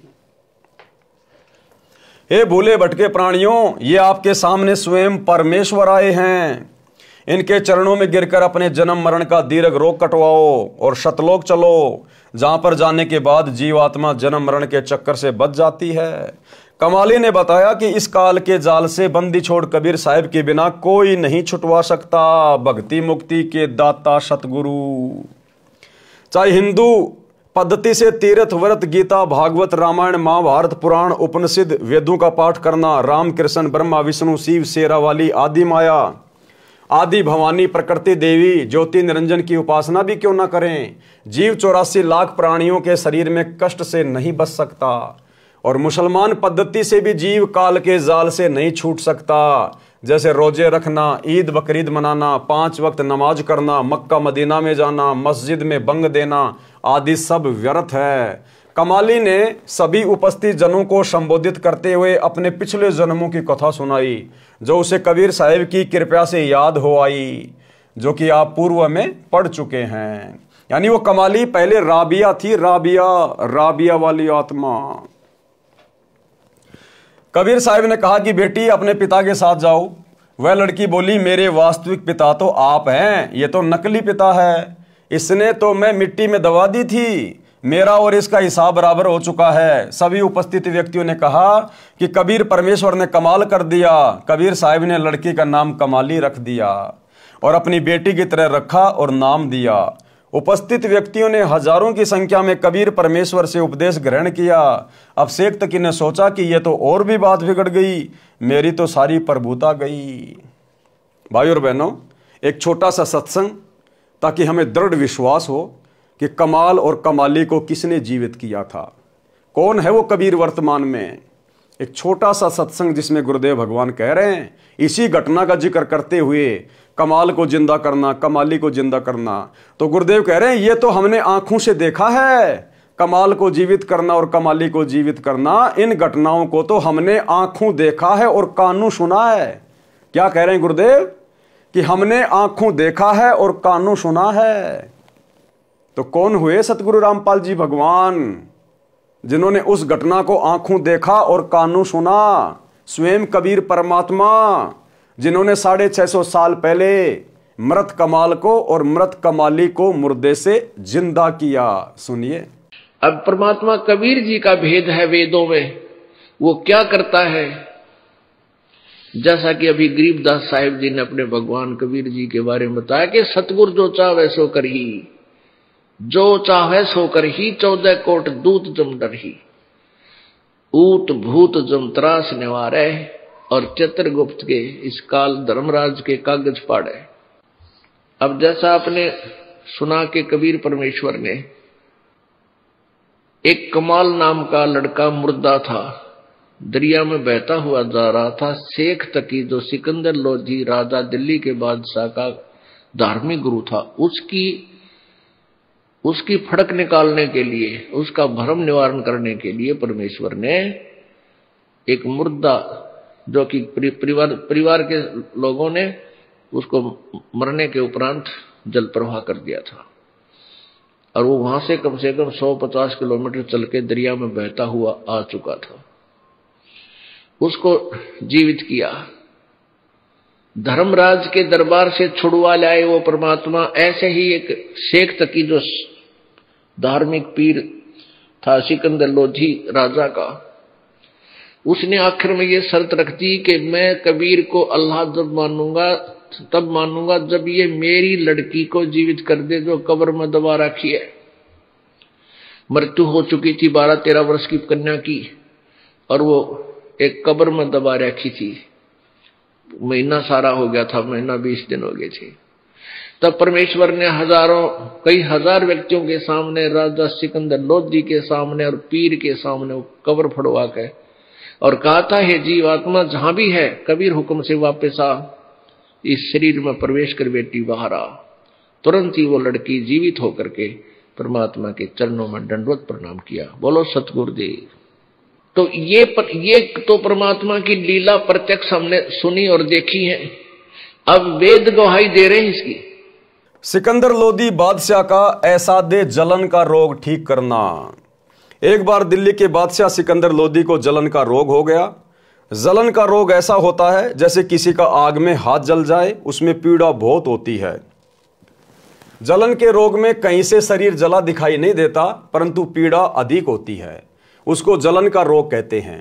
जब प्राणी के पाप बढ़ जाते हैं तो दवा भी व्यर्थ हो जाती है। दिल्ली के बादशाह सिकंदर लोधी के साथ भी वही हुआ। सभी प्रकार की औषधि सेवन की, बड़े बड़े वैद्य बुला लिए और मुंह बोला इनाम रख दिया कि मुझे ठीक कर दो, जो मांगोगे वही दूंगा। दुख में व्यक्ति पता नहीं क्या संकल्प कर लेता है। सभी उपाय निष्फल हुए। उसके बाद अपने धार्मिक काजी, मुल्ला, संतों आदि सबसे अपना आध्यात्मिक इलाज करवाया, परंतु सब असफल रहा। जब हम दुखी हो जाते हैं तो हिंदू और मुसलमान नहीं रहते, फिर तो कहीं पर भी रोग कट जाए वहीं पर चले जाते हैं। वैसे तो हिंदू कहते हैं कि मुसलमान बुरे और मुसलमान कहते हैं कि हिंदू बुरे, और बीमारी हो जाए तो फिर हिंदू व मुसलमान नहीं देखते। जब कष्ट आ जाए तब तो कोई बुरा नहीं, बुरा कोई नहीं है। जो मुसलमान बुरे हैं वे बुरे हैं, और जो हिंदू बुरे हैं वे हिंदू भी बुरे हैं, और दोनों में अच्छे भी हैं। हर मजहब में अच्छे और बुरे व्यक्ति होते हैं, लेकिन हम जीव हैं, हमारी कोई जाति व्यवस्था नहीं है। हमारी जीव जाति है, हमारा धर्म मानव है, परमात्मा को पाना है। हिंदू वैद तथा आध्यात्मिक संत भी बुलाए, स्वयं भी उनसे जाकर मिला और सबसे आशीर्वाद व जंतर मंत्र करवाए, परंतु सब चेष्टा निष्फल रही। किसी ने बताया कि काशी शहर में एक कबीर नाम का महापुरुष है, यदि वह कृपया कर दे तो आपका दुख निवारण अवश्य हो जाएगा। जब बादशाह सिकंदर ने सुना कि एक काशी के अंदर महापुरुष रहता है, तो उसको कुछ याद आया कि वह तो नहीं है जिसने गाय को भी जीवित कर दिया था, क्योंकि उससे पहले परमात्मा सिकंदर के सामने एक चमत्कार कर चुके थे। परमात्मा कटी हुई गाय को अपनी वचन शक्ति से जीवित करके दूध की बाल्टी ठोक चुके थे। तो सिकंदर को थोड़ा थोड़ा परमात्मा की प्रेरणा से याद आया कि यह कबीर वही तो नहीं है जिसने मरी हुई गाय को जीवित कर दिया था। कुछ याद आया कि वह तो नहीं है जिसने गाय को भी जीवित कर दिया था। हजारों अंगरक्षकों सहित दिल्ली से काशी के लिए चल पड़ा। वीर सिंह बघेला, काशी नरेश भी कबीर साहिब की महिमा और ज्ञान सुनकर कबीर साहिब के शिष्य हो चुके थे और पूर्ण रूप से अपने गुरुदेव में आस्था रखते थे। उनको कबीर साहिब की महिमा का ज्ञान था, क्योंकि कबीर परमेश्वर वहां पर बहुत लीलाएं कर चुके थे। जब सिकंदर लोदी बनारस गया तथा वीर सिंह से कहा कि वीर सिंह मैं बहुत दुखी हो गया हूं, अब तो आत्महत्या ही शेष रह गई है। यहां पर कोई कबीर नाम का संत है, आप तो जानते होंगे कि वह कैसा है। इतनी बात सिकंदर बादशाह के मुख से सुनी थी। काशी नरेश वीर सिंह की आंखों में पानी भर आया और कहा कि अब आप ठीक स्थान पर आ गए, अब आपके दुख का अंत हो जाएगा। बादशाह सिकंदर ने पूछा कि ऐसी क्या बात है। वीर सिंह ने कहा कि वह कबीर जी स्वयं भगवान आए हुए हैं, परमेश्वर स्वरूप हैं। यदि उनकी दया दृष्टि हो गई तो आपका रोग ठीक हो जाएगा। राजा सिकंदर ने कहा कि जल्दी बुला दो। काशी नरेश वीर देव सिंह बघेल ने विनम्रता से प्रार्थना की कि आपकी आज्ञा सिरोधार्य है, आदेश भिजवा देता हूं, लेकिन ऐसा सुना है कि संतों को बुलाया नहीं करते। यदि वे आ भी गए और रजा नहीं बख्शी तो भी आने का कोई लाभ नहीं, बाकी आपकी इच्छा। सिकंदर ने कहा कि ठीक है, मैं स्वयं ही चलता हूं, इतनी दूर आ गया हूं, वहां पर भी अवश्य चलूंगा। अब देखो भाई और बहनों, ऊपर परमात्मा ने क्या लिखा कि काशी नरेश वीर सिंह बघेल कबीर परमात्मा पर उनसे उपदेश लेकर पूरी तरह से समर्पित हो गया था। अब समर्पित कोई कैसे हो सकता है? जब उसको ज्ञान अच्छे से समझ में आ जाएगा, संत की स्थिति अच्छे से समझ में आ जाएगी, तभी वो समर्पित हो सकता है। और नीचे गुरुदेव क्या लिख रहे हैं? जब सिकंदर लोदी ने वीर सिंह से कहा कि जल्दी बुला, तो वीर सिंह ने क्या कहा कि महाराज जो आपकी आज्ञा, लेकिन मैंने सुना है यदि संत को बाई ऑर्डर बुला लिया जाए और यदि वो अपनी रजा ना बख्शे तो बुलाने का भी कोई फायदा नहीं। बाकी महाराज आपकी आज्ञा, मैं तो बुलवा दूंगा, आदेश भिजवा देता हूं। भाई और बहनों, ये गलती वर्तमान में आप और हमने नहीं करनी है। चाहे आपकी नौकरी छूटे, चाहे आपका राज्य छूटे, अगर इस प्रकार की कभी कोई परिस्थिति पैदा हो जाए तो आपने किसी व्यक्ति के कहने से अपने गुरुदेव के पास ये आदेश लेकर नहीं जाना है कि गुरुदेव वो फला फला व्यक्ति आपको बुला रहा है।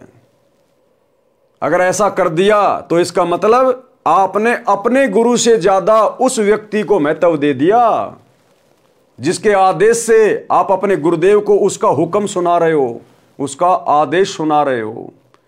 तो भले नौकरी छूटे, भले आपका मंत्री पद छूटे, हमने इस प्रकार की गलती किसी व्यक्ति के कहने पर अपने गुरुदेव को हुक्म नहीं देना, किसी का इस प्रकार का आदेश नहीं सुनाना। उसी समय हाथ जोड़ लो, भैया क्यों अपने कर्म फोड़ रहा है? परमात्मा आए हुए हैं, आप और हम दो कोडी के जीव हैं, और जीव की औकात नहीं, चाहे वो प्रधानमंत्री क्यों ना हो, जो परमात्मा के पास अपना आदेश भिजवा दे। जाके चरणों में गिर जाओ, इसी में भला है, क्यों मेरे भी कर्म फुड़वा रहा है। इस प्रकार से हमने कॉमन सेंस का प्रयोग करना है। राजा सिकंदर ने कहा कि जल्दी बुला दो। काशी नरेश वीर देव सिंह बघेल ने विनम्रता से प्रार्थना की कि आपकी आज्ञा सिरोधारिये, आदेश भिजवा देता हूं। अरे क्यों भिजवा दे भाई आदेश, अगर पूर्ण ज्ञान है और यदि परमात्मा की स्थिति समझ में आ गई तो क्यों भिजवा देंगे आदेश अपने भगवान के पास। लेकिन ऐसा सुना है कि संतों को बुलाया नहीं करते, यदि वे आ भी गए और रजा नहीं बख्शी तो भी आने का कोई लाभ नहीं, बाकी आपकी इच्छा। सिकंदर ने कहा कि ठीक है, मैं स्वयं ही चलता हूं, इतनी दूर आ गया हूं, वहां पर भी अवश्य चलूंगा। शाम का समय हो गया था। वीर सिंह को पता था कि इस समय साहेब कबीर जी अपने औपचारिक गुरुदेव यानी मुंह बोले गुरु स्वामी रामानंद जी के आश्रम में ही होते हैं। यह समय परमेश्वर कबीर जी का वहां मिलने का है। वीर देव सिंह बघेल, काशी नरेश तथा सिकंदर लोधी दिल्ली के बादशाह दोनों स्वामी रामानंद जी के आश्रम के सामने खड़े हो गए। वहां जाकर पता चला कि कबीर साहब अभी नहीं आए हैं। जानबूझकर परमात्मा ने देरी कर दी आने में, क्योंकि परमात्मा सिकंदर को आधीन करना चाहते थे, विनम्र करना चाहते थे। अगर जरा भी अकड़, जरा भी अहंकार जीव में होगा, परमात्मा दया नहीं बख्शता। ये नियम है, रूल है परमात्मा का, और परमात्मा ने उसके ऊपर दया करनी थी, इसलिए उसको आधीन भी करना था। जानबूझ के परमात्मा लेट हो गए, जानबूझ के, ताकि वहां पर जो कर्म कांड होना था वो हो जाए, सिकंदर ने जो गलती करनी थी वो हो जाए और उसके अंदर भय उत्पन्न हो जाए, और फिर परमात्मा ने वो चमत्कार करना था। इसलिए तो मालिक कहते हैं आधीनी के पास है पूर्ण ब्रह्म दयाल, और मान बड़ाई मारियो बेअदबी सिरकाल। यानी अहंकारी व्यक्ति के सिर पे तो काल बैठा रहता है, परमात्मा 100 कोस दूर होता है। आने ही वाले हैं। वीर सिंह अंदर नहीं गए, बाहर सेवक खड़ा था, उससे ही पूछा। सिकंदर ने कहा कि तब तक आश्रम में विश्राम कर लेते हैं। राजा वीर सिंह ने स्वामी रामानंद जी के द्वारपाल सेवक से कहा कि रामानंद जी से प्रार्थना करो कि दिल्ली के बादशाह सिकंदर लोधी आपके दर्शन भी करना चाहते हैं और साहिब कबीर का इंतजार भी आपके आश्रम में ही करना चाहते हैं। सेवक ने अंदर जाकर रामानंद जी को बताया कि दिल्ली के बादशाह सिकंदर लोधी आए हैं। रामानंद जी मुसलमानों से घृणा करते थे। रामानंद जी ने कहा कि मैं इन मलेच्छों मुसलमानों की शक्ल भी नहीं देखना चाहता। अब भाई और बहनों, कहां तो रामानंद भी तो कबीर परमात्मा का भगत था, और दिल्ली का बादशाह चलकर आश्रम में आ रहा था, लेकिन रामानंद ने उनको एंट्री नहीं दी। उस भगत ने अपने आश्रम में राजनेताओं को एंट्री नहीं दी।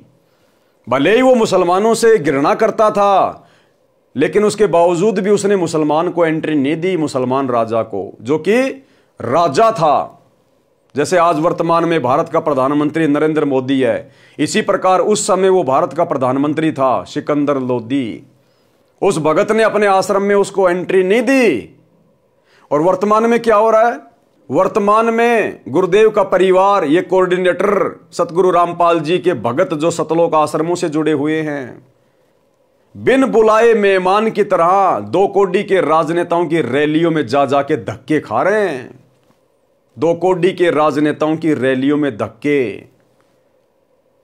अरे रामानंद ने तो चलो इस कारण से उस प्रधानमंत्री को, राजा को अपने आश्रम में एंट्री नहीं दी, क्योंकि वो मुसलमानों से नफरत करता था। तो इसी प्रकार आप और हम भगत भाई बहन अपने गुरुजी के वचन में बंधे हुए हैं कि भक्तों का राजनीति से कोई मेल नहीं है। भक्ति में राजनीति हानि का सौदा है। हमने राजनेताओं के पीछे नहीं दौड़ना है। हमने इस आधार से 2 कोडी के राजनेताओं के पीछे नहीं दौड़ना चाहिए, लेकिन इसके बावजूद भी अपने गुरुजी की मर्यादाओं को तुड़वाकर संगत को 2 कोडी के राजनेताओं से जोड़ा जा रहा है। संगत में पीले पर्चे भेज भेज कर कोऑर्डिनेटरों के माध्यम से बीजेपी की सदस्यता दिलवाई जा रही है। अरे हमसे तो वो रामानंद लाख गुना अच्छा था। अगर वर्तमान में कोई मंत्री और प्रधानमंत्री अगर इन सतलोक आश्रमों में आना चाहे, तो ये लोग तो दामाद की तरह उसको पता नहीं क्या क्या खिलाएंगे, क्या क्या उसको कहां कहां उसको बैठाएंगे। भाई जब ये राजनेताओं की रैलियों में बिना बुलाए मेहमान की तरह भक्तों को भेज देते हैं, तो सोचो अगर इनके आश्रम में कोई राजनेता आ गया वर्तमान में, तो ये गुरुदेव का परिवार तो अपनी पलके बिछा देगा उनके स्वागत में, अपना कलेजा निकाल के खिला देगा उनको, क्योंकि इनको तो राजनेता पार करेंगे, इनको तो मान बड़ाई चाहिए, इनको भक्ति नहीं चाहिए। इन्होंने राजनेताओं को खुश करना है, भगवान को खुश नहीं करना। तो रामानंद ने तो मुसलमान समझकर उसको एंट्री नहीं दी, और हम भक्तों ने वर्तमान में गुरुजी का आदेश मानकर हमने राजनेताओं के पीछे नहीं दौड़ना चाहिए था। लेकिन फिर भी गुरुदेव के परिवार ने नरेंद्र मोदी की रैली में 2024 में सोनीपत के गोहाना में भक्तों को बसों में बैठा बैठा के, गर्मी के समय में धूल उड़ रही है, और भक्तों को वो व्यर्थ की निंदा चुगली सुनने के लिए उस रैली में भेज दिया गया। अब नरेंद्र मोदी कौन सा अपनी रैली में सृष्टि रचना सुनाएगा? राहुल गांधी ने ये कर दिया, कांग्रेस ने वो कर दिया, और हम ये कर देंगे, हम वो कर देंगे। झूठ के पुलिंदे। और राजनेताओं के पास क्या है? तो क्या लेके आई बोली वाली संगत? वहां जाके निंदा चुगली सुनने गई ना। और गुरुदेव ने क्या कहा? व्यर्थ की निंदा चुगली सुनना भगत को पाप का भागी बनाती है। तो भाई और बहनों, ये काल का भयंकर जाल, इस जाल में काल ने संगत को गुरुदेव की गैर हाजिरी में पूरी तरह से जकड़ा हुआ है। रामानंद जी ने कहा कि मैं इन मलेच्छों मुसलमानों की शक्ल भी नहीं देखना चाहता, कह दो कि बाहर बैठ जाएगा। जब सिकंदर लोदी ने यह सुना तो क्रोध में भरकर, क्योंकि राजा में अहंकार बहुत होता है और वो दिल्ली का बादशाह, कहा कि ये 2 कोड़ी का महात्मा दिल्ली के बादशाह का अनादर कर सकता है, तो साधारण मुसलमान के साथ ये कैसा व्यवहार करता होगा, इसको मजा चखा दूं। रामानंद जी अलग आसन पर बैठे थे। सिकंदर लोदी ने जाकर रामानंद जी की गर्दन तलवार से काट दी, वापस चल पड़ा। और फिर उसको याद आया कि मैं जिस कार्य के लिए आया था और वह काम अब पूरा नहीं होगा। कहा कि वीर सिंह, देख मैं क्या जुल्म कर बैठा, मेरे बहुत बुरे दिन हैं, चाहता हूं अच्छा करना और होता है बुरा। कबीर साहिब के गुरुदेव की हत्या कर दी, अब वे कभी भी मेरे ऊपर दया दृष्टि नहीं करेंगे। मुझे तो ये दुख भोग कर ही मरना पड़ेगा, मैं बहुत पापी जीव हूं। ये कहता हुआ आश्रम से बाहर की ओर चल पड़ा। वीर सिंह अपने बादशाह के आगे क्या बोलता? जो ही आश्रम से बाहर आए, कबीर साहिब आते दिखाई दिए। वीर सिंह ने कहा कि महाराज जी, मेरे गुरुदेव कबीर साहिब आ गए। जो ही कबीर साहिब थोड़ी दूर रह गए, वीर सिंह ने जमीन पर लेटकर उनको दंडवत प्रणाम किया। अब सिकंदर बहुत घबराया हुआ था, अगर उसने ये जुल्म नहीं किया होता तो वह दंडवत नहीं करता, और दंडवत नहीं करता तो साहिब उस पर रजा भी नहीं बख्श पाते, क्योंकि वह नियम होता है। अब ये जुल्म परमात्मा ने अपनी मर्जी से जानबूझ के करवाया, जानबूझ के। सिकंदर लोधी के भाग्य में रामानंद की गर्दन काटना नहीं था।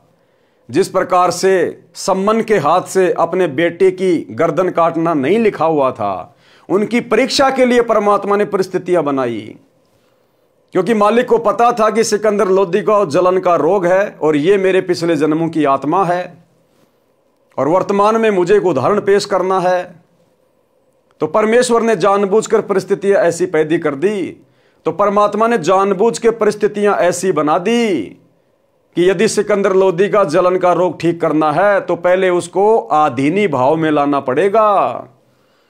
तो परमात्मा ने ऐसी प्रेरणा कर दी पंडित रामानंद जी में, एकदम से उखड़ गया कि मुसलमानों की नो एंट्री।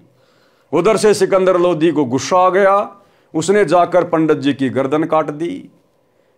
अब पंडित रामानंद जी को भी परमात्मा ने शिक्षा देनी थी कि भैया, एक तरफ तो तू भक्ति कर रहा है और मुसलमानों से तू राग द्वेष करता है, तेरी भक्ति सफल कैसे होगी?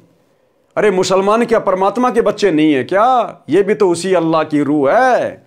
अगर तुम भक्ति करते करते हिंदू मुसलमानों को अलग अलग देखोगे, एक दूसरे का विरोध करोगे, तो कैसे मोक्ष प्राप्त करोगे? तो परमात्मा ने पंडित रामानंद जी को भी शिक्षा देनी थी, और उधर सिकंदर का जलन का रोग ठीक करने के लिए उसको अधीन करना था। तो जैसे ही कबीर परमात्मा आश्रम में आए और राजा वीर देव सिंह बघेल ने दंडवत प्रणाम किया, तो साथ में घबरा कर कि भैया कबीर तो बड़ा सिद्धि वाला है, जब इसने मरी हुई गाय को जीवित कर दिया और जब इसको पता चलेगा कि मैंने इसके गुरुजी की गर्दन काट दी तो ना जाने ये मेरे साथ में क्या करेगा। डर कर और मुकुट समेत परमात्मा को उसने भी दंडवत प्रणाम किया, और इतना झुके बिना परमात्मा दया नहीं करता।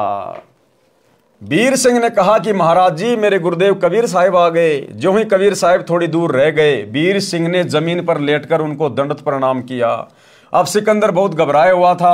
अगर उसने ये जुल्म नहीं किया होता तो वह दंडवत नहीं करता, और दंडवत नहीं करता तो साहब उस पर रजा भी नहीं बख्श पाते, क्योंकि ये नियम होता है।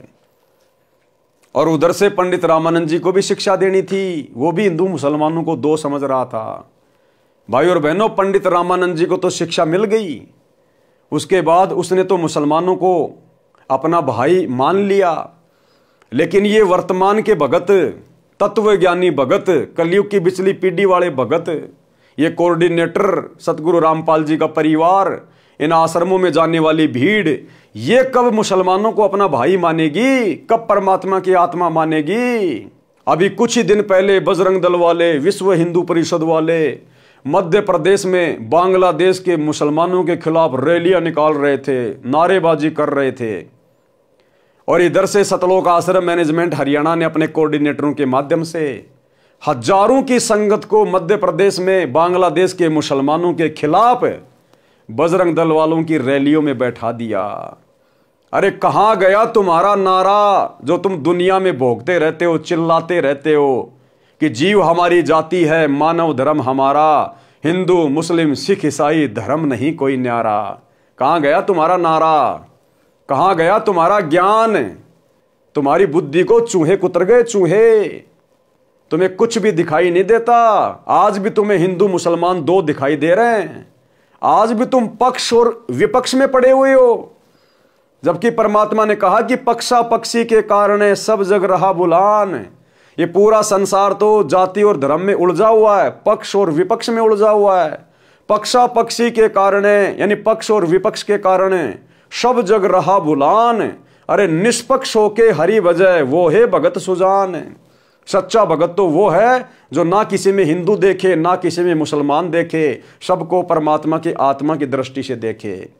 तो 650 साल पहले पंडित रामानंद जी के तो आंखें खोल दी परमात्मा ने, लेकिन आज इन लोगों की आंखें नहीं खुल रही, कलयुग की बिचली पीढ़ी वाले भक्तों की। इसलिए दास बारंबार इनको काल प्रेरित बोलता है, काल प्रेरित।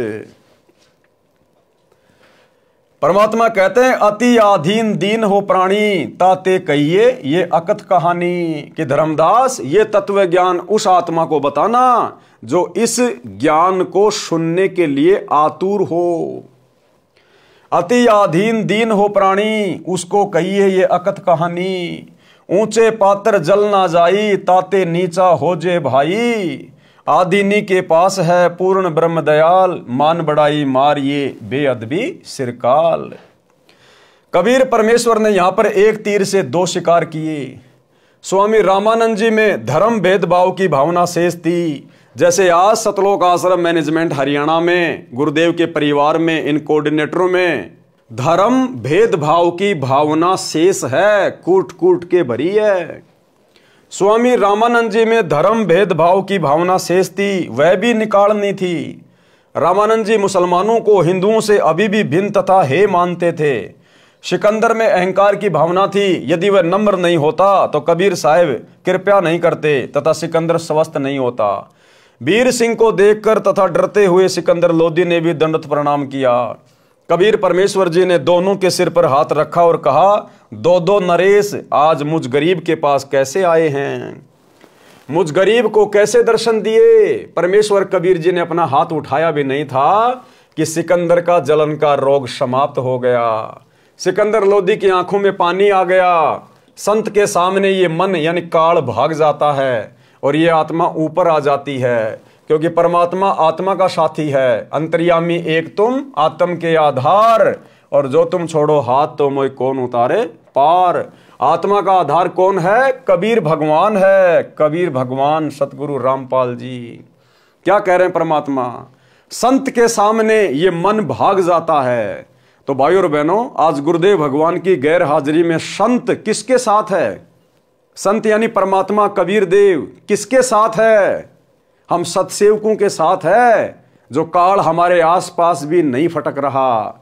और इन आश्रमों में आए दिन वो काल इनके सिर पर बैठकर सारे कुकर्म भक्ति विरुद्ध कर्म करवा रहा है। स्वामी रामानंद जी को जीवित करना। सिकंदर लोदी ने पैर पकड़कर छोड़े नहीं और रोता ही रहा। परमेश्वर जाने जान होते हुए भी कबीर साहब ने सिकंदर लोदी दिल्ली के बादशाह से पूछा, क्या बात है? सिकंदर ने कहा कि दाता, मैंने घोर अपराध कर दिया, आप मुझे क्षमा नहीं कर सकते। जिस काम के लिए मैं आया था वह असाध्य रोग तो आपके स्पर्श मात्र से ही ठीक हो गया। इस पापी को क्षमा कर दो। कबीर साहब ने कहा, क्षमा कर दिया, ये तो बता हुआ क्या? सिकंदर ने कहा कि आप क्षमा नहीं कर सकते, मैंने ऐसा पाप किया है। कबीर साहब ने कहा कि क्षमा कर दिया। सिकंदर ने फिर कहा कि सच में माफ कर दिया? कबीर साहब ने कहा कि हाँ, क्षमा कर दिया, अब बता क्या कष्ट है? सिकंदर ने कहा कि दाता, मुझ पापी ने गुस्से में आकर आपके गुरुदेव का सिर कलम कर दिया। और फिर सारी कहानी बताई। कबीर साहब बोले, कोई बात नहीं, जो हुआ प्रभु इच्छा से हुआ है। जो हुआ किससे हुआ? प्रभु इच्छा से। प्रभु कौन? कबीर जी। तो जैसा परमात्मा ने चाहा वैसा ही हुआ ना। तो क्या कहा परमेश्वर ने? जो हुआ प्रभु इच्छा से हुआ है। आप स्वामी रामानंद जी का अंतिम संस्कार करवा कर जाना, नहीं तो आप निंदा के पात्र बनोगे। परमेश्वर कबीर साहिब जी नाराज नहीं हुए। सिकंदर लोदी ने वीर सिंह के मुख की ओर देखा और कहा कि वीर सिंह, ये तो वास्तव में भगवान है। देखिए, मैंने गुरुदेव का सिर काट दिया और कबीर जी को क्रोध भी नहीं आया। 10 साल से परमात्मा निर्दोष होते हुए हिसार जेल में बैठे हैं और किसी को कोई श्राप नहीं, किसी को कोई बद्दुआ नहीं। ये होता है भाई और बहनों पूर्ण ब्रह्म परमेश्वर की पहचान। देखिए, मैंने गुरुदेव का सिर काट दिया और कबीर जी को क्रोध भी नहीं आया। वीर सिंह चुपचाप रहा और साथ साथ हो लिया और मन ही मन में सोचता है कि अभी क्या है, अभी तो और देखना, ये तो शुरुआत है। परमेश्वर कबीर जी ने अंदर जाकर देखा, रामानंद जी का धड़ कहीं पर और सिर कहीं पर पड़ा था। शरीर पर चादर डाल रखी थी। कबीर साहब ने अपने गुरुदेव के मृत शरीर को दंडवत प्रणाम किया और चरण छुए तथा कहा कि गुरुदेव उठो, दिल्ली के बादशाह आपके दर्शनार्थ आए हैं। एक बार उठना, दूसरी बार ही कहा था, सिर अपने आप उठकर धड़ पर लग गया और रामानंद जी जीवित हो गए। रामानंद जी के शरीर से आधा खून और आधा दूध निकला हुआ था। जब साहिब कबीर ने स्वामी रामानंद जी से कारण पूछा तो साहिब ने बताया कि स्वामी जी, आपके अंदर ये थोड़ी सी कसर और रह गई है कि अभी तक आप हिंदू और मुसलमानों को दो समझते हो। इसी प्रकार वर्तमान में गुरुदेव का परिवार, ये कोऑर्डिनेटर आश्रम वाले आज भी हिंदू और मुसलमानों को दो समझ रहे हैं। अन्यथा मुसलमान चाहे बांग्लादेश के हो चाहे हिंदुस्तान के हो, बाढ़ में जाए, चाहे हिंदू मुसलमान को सता रहा है या मुसलमान हिंदुओं को सता रहा है। हमारा काम है, यदि संपर्क हो जाए तो गुरुजी का ज्ञान समझाना। हम भक्तों का ये कर्म नहीं है कि हिंदुओं का पक्ष ले लो मुसलमानों के विरोध में और मुसलमानों का पक्ष ले लो हिंदुओं के विरोध में। ये भक्तों के कर्म नहीं है। भगत कभी ये पक्ष और विपक्ष की भूमिका में नहीं पड़ता, अन्यथा परमात्मा से कोसों दूर हो जाता है। तो भाई और बहनों, वर्तमान पिछली पीढ़ी में भी देख लो काल का किस कदर तांडव मच रहा है संगत के ऊपर। 30 वर्षों से इतना ज्ञान देने के बाद भी संगत वही कर्म कर रही है जो कर्म परमात्मा को दुखी करते हैं। आज भी ये लोग हिंदू मुसलमानों को दो मान रहे हैं। तो साहिब ने बताया कि स्वामी जी, आपके अंदर ये थोड़ी सी कसर और रह गई है कि अभी तक आप हिंदू और मुसलमानों को दो समझते हो, इसलिए आधा खून और आधा दूध निकला है। आप अन्य जाति वालों को अपना साथी समझ चुके हो। ये जीव सभी एक हैं। आप तो जानी जान हो, आप तो लीला कर रहे हो, अर्थात उसको गोलमोल भी कर दिया और समझा भी गए। बात को गोलमोल भी कर दिया कि ये स्वामी जी, आप तो जानी जान हो, मेरे से क्या पूछ रहे हो।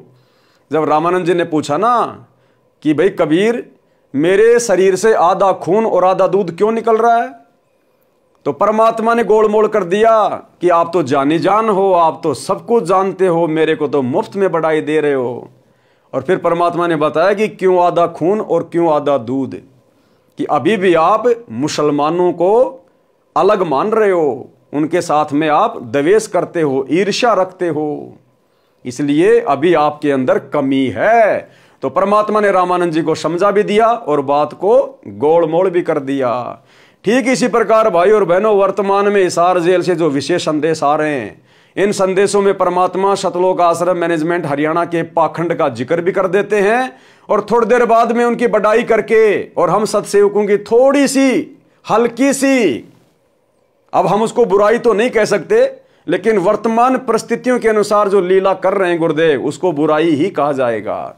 हम सत्सेवकों को परमात्मा थोड़ा सा धमका कर और सतलोक आश्रम मैनेजमेंट हरियाणा को खुश करके कि बच्चों बहुत बढ़िया सेवा कर रहे हो, बहुत अच्छी सेवा कर रहे हो, मेरी आत्मा गदगद हो गई, तो परमात्मा उनको खुश भी कर देते हैं कि ये भक्ति पे लगे रहे नालायक।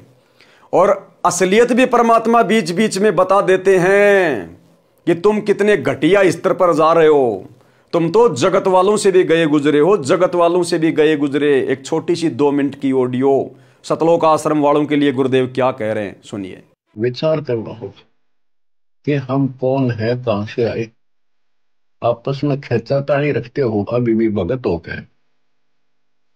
अच्छे इंसान तो जगत वाली बिना करते ऐसा जैसे भगत कर रही है। अच्छे इंसान तो जगत वाली बिना करते ऐसा जैसे भगत कर रही है। अच्छे इंसान तो जगत वाली बिना करते ऐसा जैसे भगत कर रही है। किसी को छोटी सी सेवा दे देते, कोऑर्डिनेटर बना दिया, उन्होंने सोचा मैं खुदा बन गया। और इतना शिक्षा तो करें, मजदूर बनो सीखो, मजदूर। और कई देखा है कि कोऑर्डिनेटर या जिसकी जो भी व्यवस्था लगाई जाती है व्यवहार भी ठीक नहीं करते, धमकान लग जाते, कुरकान लग जाते। और कुछ ऐसी भी शिकायतें आई हैं जो बहन बेटियों के साथ गलत मैसेज भी डालते हैं। तो वो दुष्ट लोग ना तो कोऑर्डिनेटर के योग्य है ना वो भगत के योग्य। और कुछ ऐसी भी शिकायतें आई हैं जो बहन बेटियों के साथ गलत मैसेज भी डालते हैं। तो वो दुष्ट लोग ना तो कोऑर्डिनेटर के योग्य है ना वो भगत के योग्य। और कुछ ऐसी भी शिकायतें आई हैं जो बहन बेटियों के साथ गलत मैसेज भी डालते हैं। तो वो दुष्ट लोग ना तो कोऑर्डिनेटर के योग्य है ना वो भगत के योग्य। तो ऐसा तो संगत माई कुसंगत उपजेगी, और ऐसी कुसंगत होगी फिर हम रखेंगे नहीं उसको खेत में। किसान उस कुबाड़ को पाड़ कर खेत से बाहर फेंक देता है, तो उसको आप मिशन से निकाल दिया जाया करेगा। सुधर जाओ, एक के नहीं सुनी जाया करती। कि सामूहिक शिक्षा दी जाती है, अमल कर लो इन पे। करो बतेरे फोड़ लिए, इस ज्ञान का असर क्या हुआ? थोड़ा सा सुख होते हो फिर पक्के एजेंट काल के बन जाते हैं। बकवाद वही करनी, भगवान से दूर हो जाना। थोड़ा सा सुख होते हो फिर पक्के एजेंट काल के बन जाते हैं। बकवाद वही करनी, भगवान से दूर हो जाना। थोड़ा सा सुख होते हो फिर पक्के एजेंट काल के बन जाते हैं। बकवाद वही करनी, भगवान से दूर हो जाना। तो भाई और बहनों, आज भी धरती पे वही कबीर परमात्मा है जिसने रामानंद जी की बड़ाई भी कर दी और रामानंद जी को समझा भी दिया और बात को गोल मोड़ भी कर दिया। ये सभी जीव एक हैं, आप तो जानी जान हो, आप तो लीला कर रहे हो, अर्थात उसको गोलमोल भी कर दिया और समझा भी दिया। कबीर अलख इलाई एक है, नाम धर्या दोए। अब देखो ये कितनी गहरी वाणियां हैं भाई और बहनों, ये सांकेतिक वाणियां हैं। और ये 7 संगतियां परमात्मा ने इसीलिए शुरू करवाई हैं ताकि इन संकेतों को समझकर हम अपने गुरुदेव को परमात्मा के रूप में हृदय से स्वीकार कर लें। आज भगत समाज जिस प्रकार से अपने गुरु को मानुष मान रहा है और भगवान मानता है, कबीर मानता है उस दाढ़ी मूंछ वाली नकली फोटो को, तो परमात्मा क्या समझाना चाह रहे हैं? कबीर अलख इलाई एक है, नाम धराया दो, कि वो परमात्मा एक ही है और नाम धराए दो। कैसे? गुरु और गोविंद। जबकि वो गोविंद यानी कबीर परमात्मा खुद ही गुरु बनता है, लेकिन फिर भी आज गुरुदेव भगवान अपने आप को क्या कहते हैं? मैं तो कबीर जी का भेजा हुआ संत हूं, उनका भेजा हुआ दास हूं। है वो एक ही परमात्मा, लेकिन यहां पर डबल डबल रोल कर रहा है। क्या कह रहे हैं मालिक? अलख इलाई एक है, यानी वो कबीर भगवान अल्लाह एक ही है, लेकिन नाम धराया दोए। एक नाम से दुनिया जानती है कबीर, कबीर परमात्मा, और दूसरा नाम वर्तमान में क्या रख लिया? संत रामपाल, संत रामपाल। तो क्या कह रहे हैं गुरुदेव? अलख इलाई एक है, नाम धराया दोए। कहे कबीर दो नाम सुन, भरम पड़ो मत कोई। अरे ये 2 नाम सुन के भरम में मत पड़ जाना कि हमारे गुरु जी अलग हैं और कबीर जी अलग हैं। वो एक ही शक्ति है। अरे वो एक ही शक्ति कबीर भगवान, और सतयुग में अपना क्या नाम धराया? सत सुकृत। तो क्या कबीर और सत सुकृत दो अलग अलग थे क्या? नहीं। उस कबीर भगवान ने त्रेता युग में अपना नाम धराया मुनिंदर ऋषि। तो क्या मुनिंदर और कबीर परमात्मा अलग अलग थे क्या? नहीं। द्वापर में उसने अपना नाम रखवाया करुणामय। तो क्या कबीर और करुणामय अलग अलग थे क्या? नहीं। 350 साल पहले अपना नाम रखवाया गरीबदास। तो क्या गरीबदास और कबीर अलग अलग थे? नहीं। और वर्तमान में अपना नाम रखवाया संत रामपाल दास। तो क्या सतगुरु रामपाल जी और कबीर परमात्मा अलग अलग है क्या? अब ये आप और हमारी कॉमन सेंस के ऊपर है। तो क्या कह रहे हैं गुरुदेव? कबीर अलख इलाई एक है, नाम धराया दो। कहे कबीर दो नाम सुन, भरम पड़ो मत कोई। कि ये दो नाम सुनकर भ्रम में मत पड़ जाना कि सतगुरु रामपाल जी और कबीर जी अलग अलग होंगे, दोनों एक ही हैं। कबीर राम रहीमा एक है, नाम धराया दो। कहे कबीर दो नाम सुन, भरम पड़ो मत कोई। जिस प्रकार हिंदू उस अल्लाह को क्या कहते हैं? राम। और मुसलमान उस अल्लाह को क्या कहते हैं? रहीम। तो परमात्मा कहते हैं वो तो एक ही शक्ति है, ये तो तुम सोच रहे हो कि वो अलग अलग हैं। ठीक इसी प्रकार गुरु ही परमात्मा है, गुरु ही कबीर है। भले हम अपनी छोटी बुद्धि से गुरु को अलग माने, कबीर जी को अलग माने, लेकिन आध्यात्मिक दृष्टि से वो कबीर परमात्मा खुद ही गुरु बनकर आता है।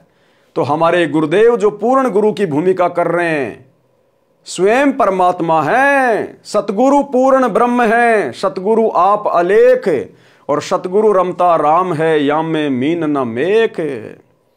और भाई और बहनों, परमात्मा कहते हैं गुरु को पूर्ण ब्रह्म कर जाने। अब पूर्ण ब्रह्म कौन है? कबीर जी। तो गुरु को क्या मान के चले? कबीर। गुरु को पूर्ण ब्रह्म कर जाने, और भाव कभू नहीं आने। अपने मन में और विचार भी मत करना इसके अलावा कि मेरे गुरु के अलावा कोई और भी परमात्मा होगा, कोई और भी कबीर होगा। ये स्वयं ही कबीर हैं। कबीर कृष्ण करीमा एक है, नाम धराया दो। कहे कबीर दो नाम सुन, भरम पड़ो मत कोई।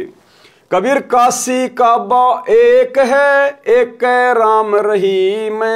मैदा एक पकवान बहु, बैठी कबीरा जी में।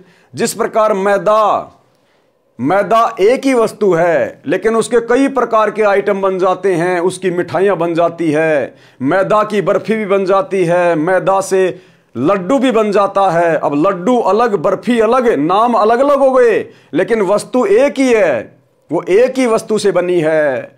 तो इसी प्रकार कबीर परमात्मा ही सतगुरु की भूमिका करता है, इसलिए उनमें कोई भेद नहीं समझना चाहिए। गुरु गोविंद दो नहीं भाई, जब तक दो समझेंगे दो जग में जाही। और आगे देखो परमात्मा ने कितना क्लियर कर दिया, अपना नाम तक लिखवा दिया धर्मदास जी से 650 साल पहले, कि वर्तमान में वो कबीर परमात्मा संत रामपाल जी के रूप में आएगा।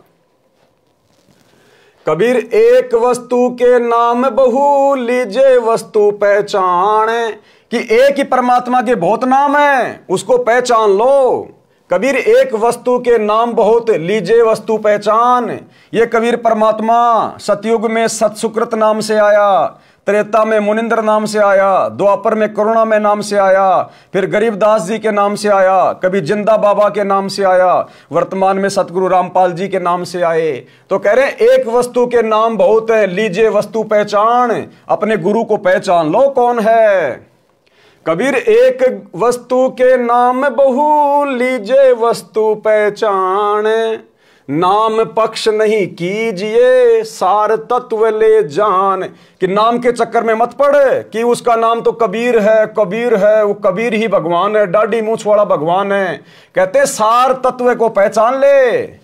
जो ज्ञान वर्तमान में उस कबीर वाला, उस कबीर के जैसा यदि कोई और दे रहा है तो वो कबीर ही है। कबीर के अलावा कोई सृष्टि रचना संसार में नहीं बता सकता। कबीर के अलावा कोई काल से पंगा नहीं ले सकता, समस्त धर्म ग्रंथों को खोल के नहीं बता सकता, निस्वार्थ भाव से परमार्थ का काम नहीं कर सकता। बंदी छोड़ की तत्वदर्शी संत की सतगुरु की भूमिका नहीं निभा सकता कबीर के अलावा कोई भी।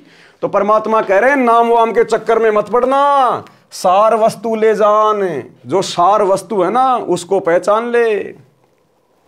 कबीर सब काहू का लीजिए साचा शब्द निहार, पक्षपात ना कीजिए कह कबीर विचार।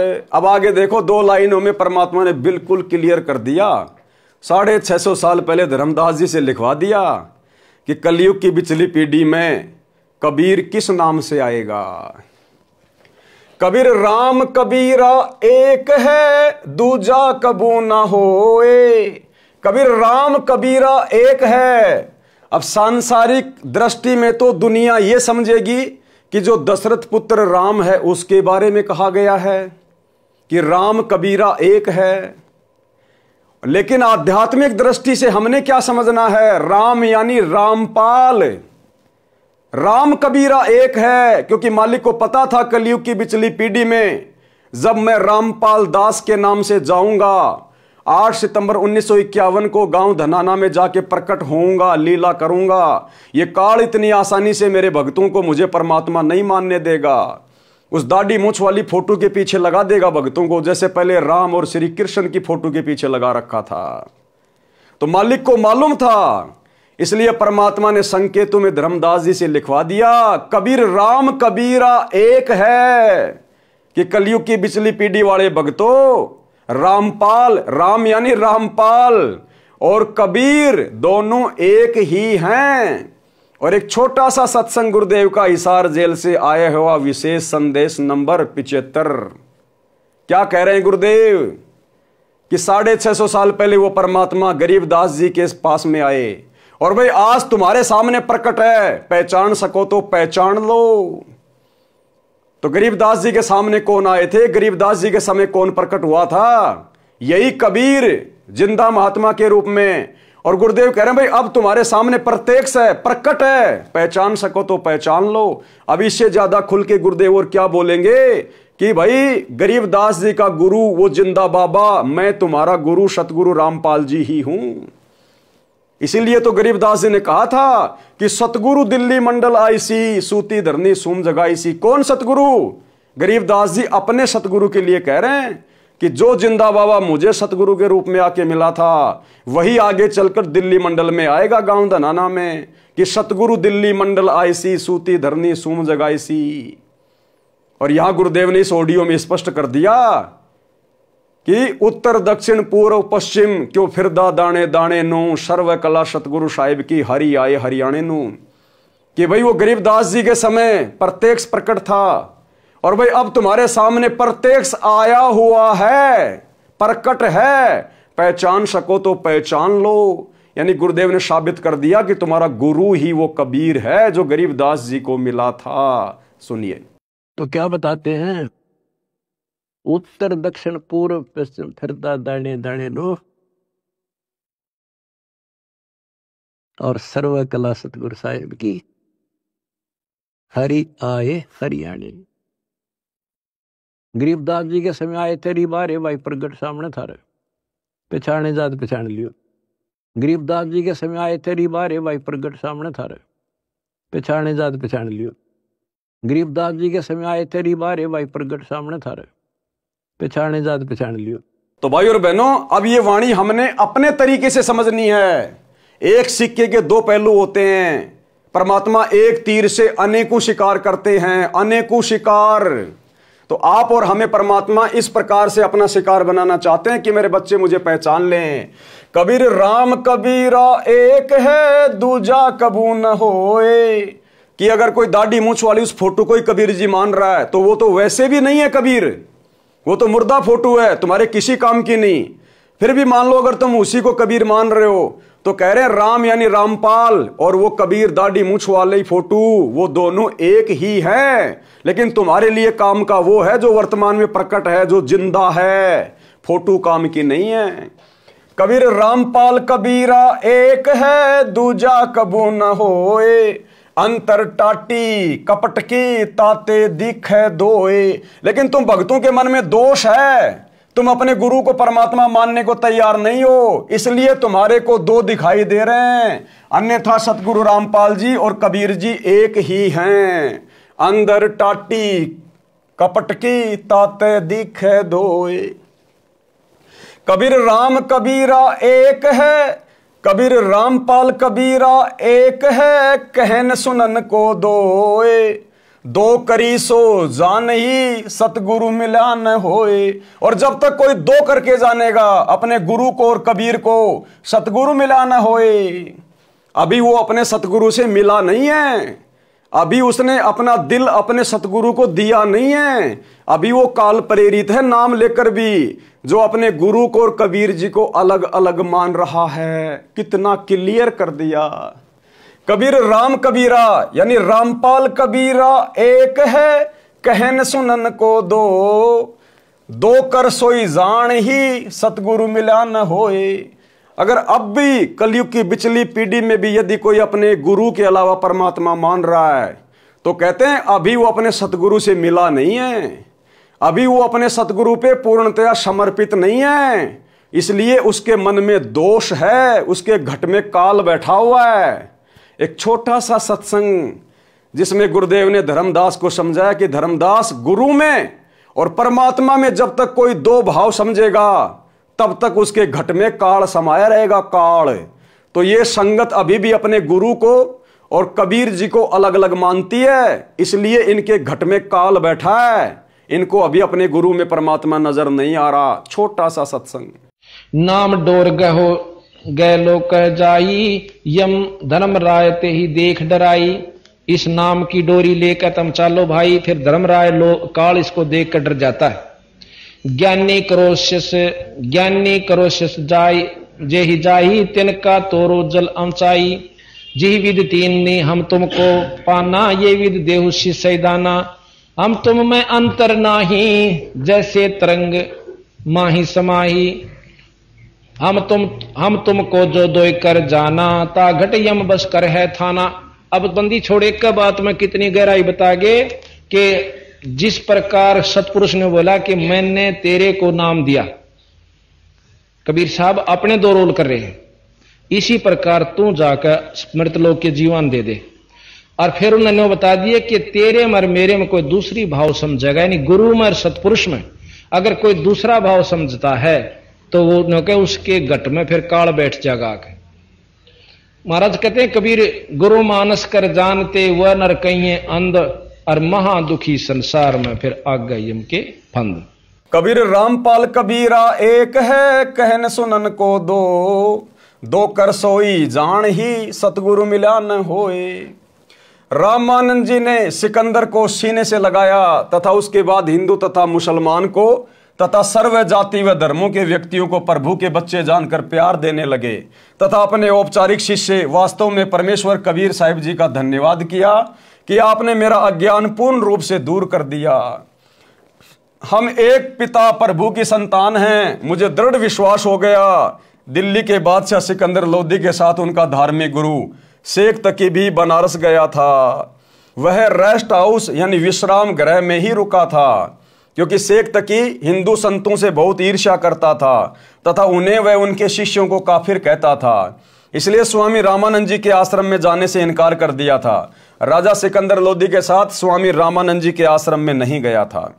महाराजा सिकंदर ने विश्राम गृह में आकर परमेश्वर कबीर साहिब जी द्वारा अपने असाध्य रोग का निवारण केवल आशीर्वाद मात्र से करने तथा स्वामी रामानंद जी को पुनः जीवित करने की कथा खुशी खुशी अपने धार्मिक पीर शेख तकी को बताई तथा कहा कि पीर जी, मैं पूर्ण रूप से स्वस्थ हूं, मेरे किसी अंग में कोई पीड़ा नहीं है। रात्रि का समय था, प्रभु कबीर साहिब जी सुबह आने की कहकर अपनी कुटिया पर चले गए थे। शेख तकी ने बादशाह के मुख से अन्य संत की भूरी भूरी प्रशंसा सुनी तो अंदर ही अंदर जल भुन गया। रात भर करवटें बदलता रहा, परमेश्वर कबीर साहिब जी को नीचा दिखाने की योजना बनाता रहा। स्वामी रामदेवानंद गुरु महाराज जी की असीम कृपा से नहीं, यहां तो केवल परमात्मा अपने मुंह बोले गुरुदेव को महिमा दे रहे हैं, ताकि आप और हम भगत भाई बहन अपने गुरुदेव से शिक्षा लेकर अपने पूज्य गुरुदेव जी को महिमा दें। जो कि हमारे पूज्य गुरुदेव तो वास्तव में महिमा के पात्र हैं। इनके अलावा तो सृष्टि में किसी और की महिमा की नहीं जा सकती, क्योंकि और कोई महिमावान है ही नहीं।